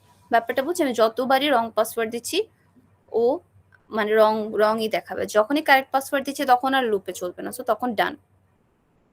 বুঝছি কিভাবে কাজ করছে। সেম টু সেম এই ওয়াইলের জায়গায়, এখানে যে ওয়াইল ইউজ করা হয়েছে এই ওয়াইলের জায়গায় আপনি যদি আনটিল ইউজ করেন সেটাও সেম ভাবে কাজ করবে। মানে ওয়াইল লুপ আর আনটিল লুপটা কাইন্ড অফ সেম, মানে ওয়াইলে যেমন কন্ডিশন চেক হচ্ছে আনটিলটাও আপনি যদি ট্রান্সলেটও করেন কনসেপ্টটা এমনই যে যতক্ষণ পর্যন্ত না পাসওয়ার্ডটা ম্যাচ করছে, এখানে যেমন যতক্ষণ পর্যন্ত না পাসওয়ার্ডটা মিসম্যাচ হচ্ছে ততক্ষণ রং দেখাও, আর এখানে হচ্ছে যতক্ষণ পর্যন্ত পাসওয়ার্ড ম্যাচ হচ্ছে মানে এটা একটু জাস্ট উল্টা হয়ে যায় আনটিলটা, মানে এখানে ওয়াইল দিয়ে দেখাচ্ছে রং, এটা হলে সাথে সাথে রংটা দেখাও, আর এটা হচ্ছে আনটিল দিয়ে আগে দেখাবো তারপরে রং, মানে বাকি সব সেম থাকবে, জাস্ট আনটিলের মধ্যে কনসেপ্টটা এমন থাকবে। এটা কি বুঝছি? দাঁড়ান আমি একটু দেখাই এটা আর এটা ডিফারেন্সটা।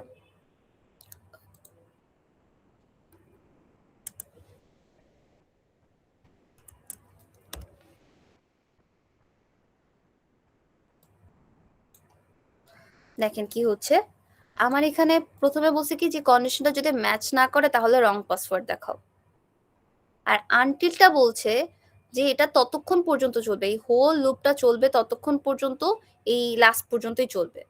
কিন্তু আমার শুরুতে দেখাচ্ছে রং পাসওয়ার্ড, মানে ম্যাচ করে নাই এন্ড যখনই ম্যাচ করছে তখনই এটাতে চলে যাবে, মানে আনটিল যদি শুরুতেই ম্যাচ করে যায় তাহলে ও লাইন নাম্বার 25 এ চলে যাবে, যদি ম্যাচ না করে সেক্ষেত্রে ও লাইন নাম্বার 20 তে যাবে। বুঝছি আনটিলের কনসেপ্টটা আর ওয়াইলের কনসেপ্টের ডিফারেন্স, বাকি সব সেম। Yes, ma'am. আচ্ছা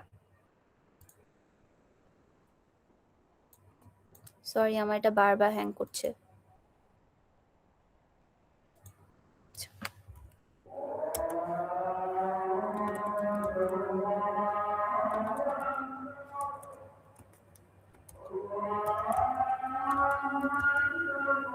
দেখেছেন আমার একটা কারেক্ট পাসওয়ার্ড দেখালো, এটা for the first one, and পরেরটার জন্য আবার যাচ্ছে, মানে আমি কিন্তু চাইলে একটা, এটা কিন্তু সেম কোডের মতো না যে আমার এখানে একসাথে ডাবল কোড রাখলে রান করবে না বা আমার কম্পাইলেশনে প্রবলেম হবে, ব্যাপারটা এমন না, এটা কিন্তু ডাবল বারও কাজ করে। দেখছেন জাস্ট দুইবার দেখাচ্ছে, আরেকবার এবিসি দিলাম কারেক্ট পাসওয়ার্ড শেষ।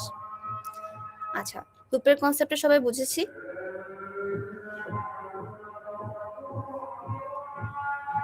Yes, ma'am. আচ্ছা আমাদের লাস্ট টপিক আছে, একটু আজান ব্রেক নিচ্ছি 5 মিনিট।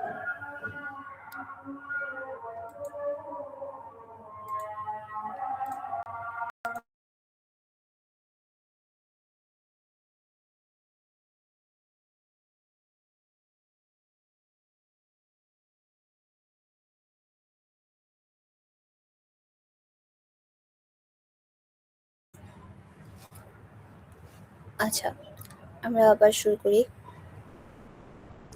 আমাদের লাস্ট টপিকে চলে আসছে ফাংশনস।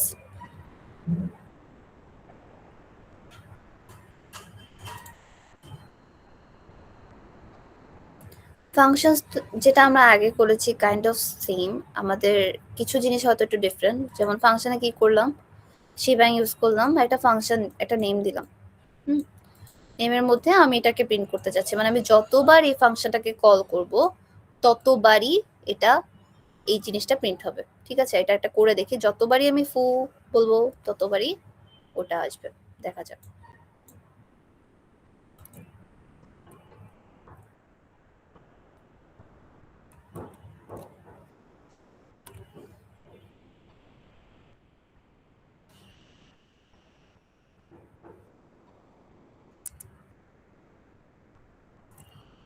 যতবারই কল করছে ততবারই আসছে। আমার যদি এখানে ফুটা ডাবল, আমি এখানেই যদি কয়েকবার দিতাম তাহলে কি হওয়া উচিত, এখানে কি ডাবল বার আসা উচিত, মানে ধরেন এখানে আছে এরকম, এখানে কি আসা উচিত বলেন তো? 3 বার আসা উচিত। ফাংশন 3 বার আসা উচিত, হ্যাঁ। জাস্ট আমি যতবার এখানে করছি আমার মেইন কোডে যত চেঞ্জেস করছে ততবারও করতে পারবো, আবার ওই যে আমি টার্মিনাল থেকে যে রান করছে সেটাও করতে পারবো, মানে এখানে আমি যদি একটু চেঞ্জ করে দেখি।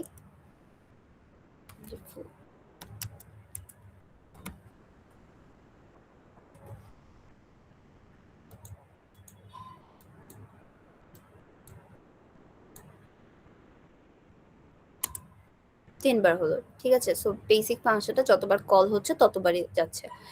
কোনো আর্গুমেন্ট আর দেখাচ্ছি না, বিকজ আর্গুমেন্ট আপনারা অলরেডি পারেন। এবার আমি একটু রিটার্ন ভ্যালুটা দেখাচ্ছি, যেটা আপনাদের জন্য নিউ।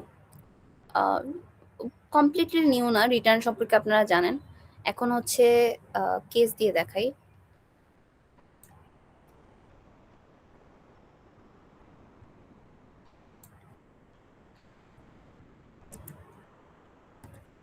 কেস মনে আছে আপনাদের? কেসে কি হয়েছিল, যে আমি একটা কেস দিয়ে শুরু করলে আমার ওটাকে ওই যে অপোজিট করে, মানে উল্টা করে সেটাকে শেষ করতে হয়। তো আর কেসের কাজটা ছিল হচ্ছে ক্যাটাগরি ওয়াইজ। আমি যে ক্যাটাগরি, মানে যখনই দেখবো যে ওয়াই আছে, ইয়াস আছে, আর ডিফারেন্ট কিছু থাকে, আরো যদি 10টা থাকে, অলওয়েজ একটা সেম জিনিস আউটপুটে দিবে। ইনপুট ডিফারেন্ট ডিফারেন্ট হতে পারে, আউটপুট অলওয়েজ একটা, এন্ড আউটপুট একটা মানে পার্টিকুলার একটাই। এখানে আমি বলছি যে রিটার্ন 0 দিতে। এখন এখানে রিটার্ন 0 এর একটা মিনিং আছে। মিনিংটা হচ্ছে যে সাকসেসফুল বা ট্রু বা ইয়েস এমন বুঝাইলে আসলে রিটার্ন 0 বোঝায়। আর রিটার্ন 1 হচ্ছে যে না, মানে যদি নো হয় বা রেজাল্টটা যদি আনসাকসেসফুল হয়, তখন হচ্ছে রিটার্ন 1 দেখায়, ঠিক আছে। এখন এটা কি বলেন তো, এই পার্টটা কি ফাংশনারি ব্যাপার না, কনসেপ্টটা না? Yes, যে আমি ইয়েস অর নো নামে একটা ফাংশন নিয়েছি, আমি ইউজারকে বলেছি যে তুমি এটা প্রিন্ট করে দেখাও যে enter yes or no. Answer যেটা আসবে সেটাকে আমি কেস আকারে নিয়েছি। আচ্ছা, এই অ্যান্সটা কিন্তু অ্যাকচুয়ালি আমার ভ্যারিয়েবল, যেটাকে আমি ইউজার যে রিডটা, মানে ইউজার যেটা রিড করছে সেটাকে নিচ্ছি। বাই দ্য ওয়ে, এখানে আমরা চাইলে এই জিনিসটাকে আলাদা করে একটা প্রম্পট করে ইউজ করতে পারতাম না? তখন আমরা কি করতাম বলেন তো, একটা ইকো বসাইতাম আগে, ইকো বসায় এন্টার ইয়েস অর নো বসাতাম, দেন আমি রিড করতাম, সেটাকে অ্যান্সার মধ্যে রাখতাম, মনে আছে? চাইলে এই প্রম্পটটাকে আপনি এটার ভিতরেও ইউজ করতে পারেন। এটার জন্য আমরা এই যে মানে হাইফেন দিয়ে পি ইউজ করেছি, এটা বেসিক্যালি ওইটার জন্য। আমি আলাদা করেও ইউজ করতে পারতাম, সেপারেট লাইনে ইকো ইউজ করে echo enter yes or no, then হচ্ছে রিড অ্যান্স, এমনও পারতাম, অথবা আমি এটাকে সিঙ্গেল লাইনেও করতে পারি। আচ্ছা গেল, এরপর আসি পরের কেসটা। এই কেস তো আমরা অলরেডি দেখেছি যে আমি ক্যাটাগরাইজ করব এবং তারপরে একটা রিটার্ন করবে। তো ওয়াই দিক বা ইয়াস দিক অলওয়েজ রিটার্ন 0 দিবে, এভাবে এভাবে দেখালাম। এন্ড এই যে লাস্টের রেজাল্টটা বোঝাচ্ছে ওই রিটার্ন ভ্যালুটা। এখন দেখাই কি হচ্ছে, রিটার্নটা কোথায় যাচ্ছে। রিটার্নটা যাচ্ছে হচ্ছে এইখানে, এই যে আমি এই পাশে যে রেজাল্টের মধ্যে আমি বসিয়ে রেখেছি সেটা, ঠিক আছে। এতটুকু বুঝছি সবাই?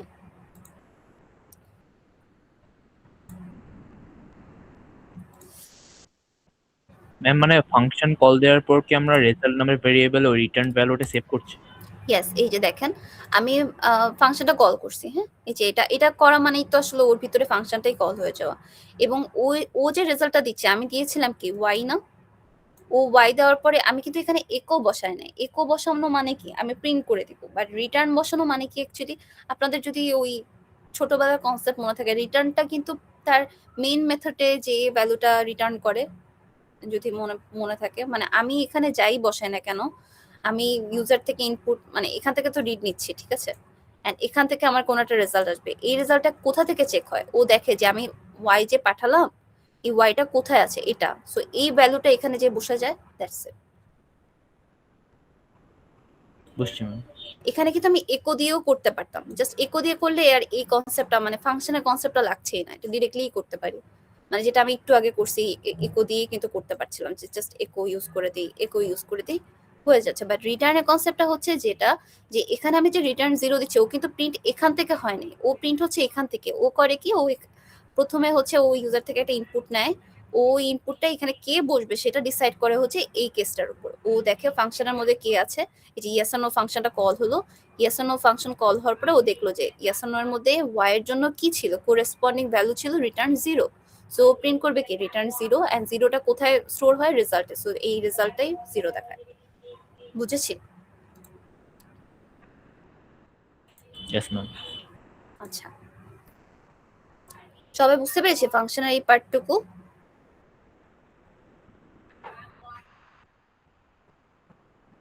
কারো কি আছে যে function, if else, loop, while or until, তারপরে কেস, এগুলোর মধ্যে কমন লাইন আর্গুমেন্ট কোনোটাতে প্রবলেম আছে? এই কনসেপ্টগুলো যেহেতু নতুন, আপনাদের প্রবলেম থাকতেই পারে, সো আপনারা নির্দ্বিধায় বলতে পারেন, আমি রিক্যাপ করবো, সমস্যা না।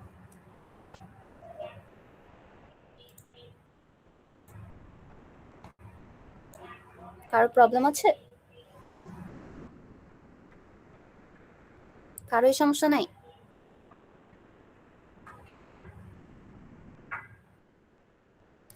আচ্ছা ঠিক আছে, তাহলে আমরা অ্যাটেন্ডেন্সটা নিয়ে নিই। আপনারা সেকশন 14, রাইট? Yes, ma'am.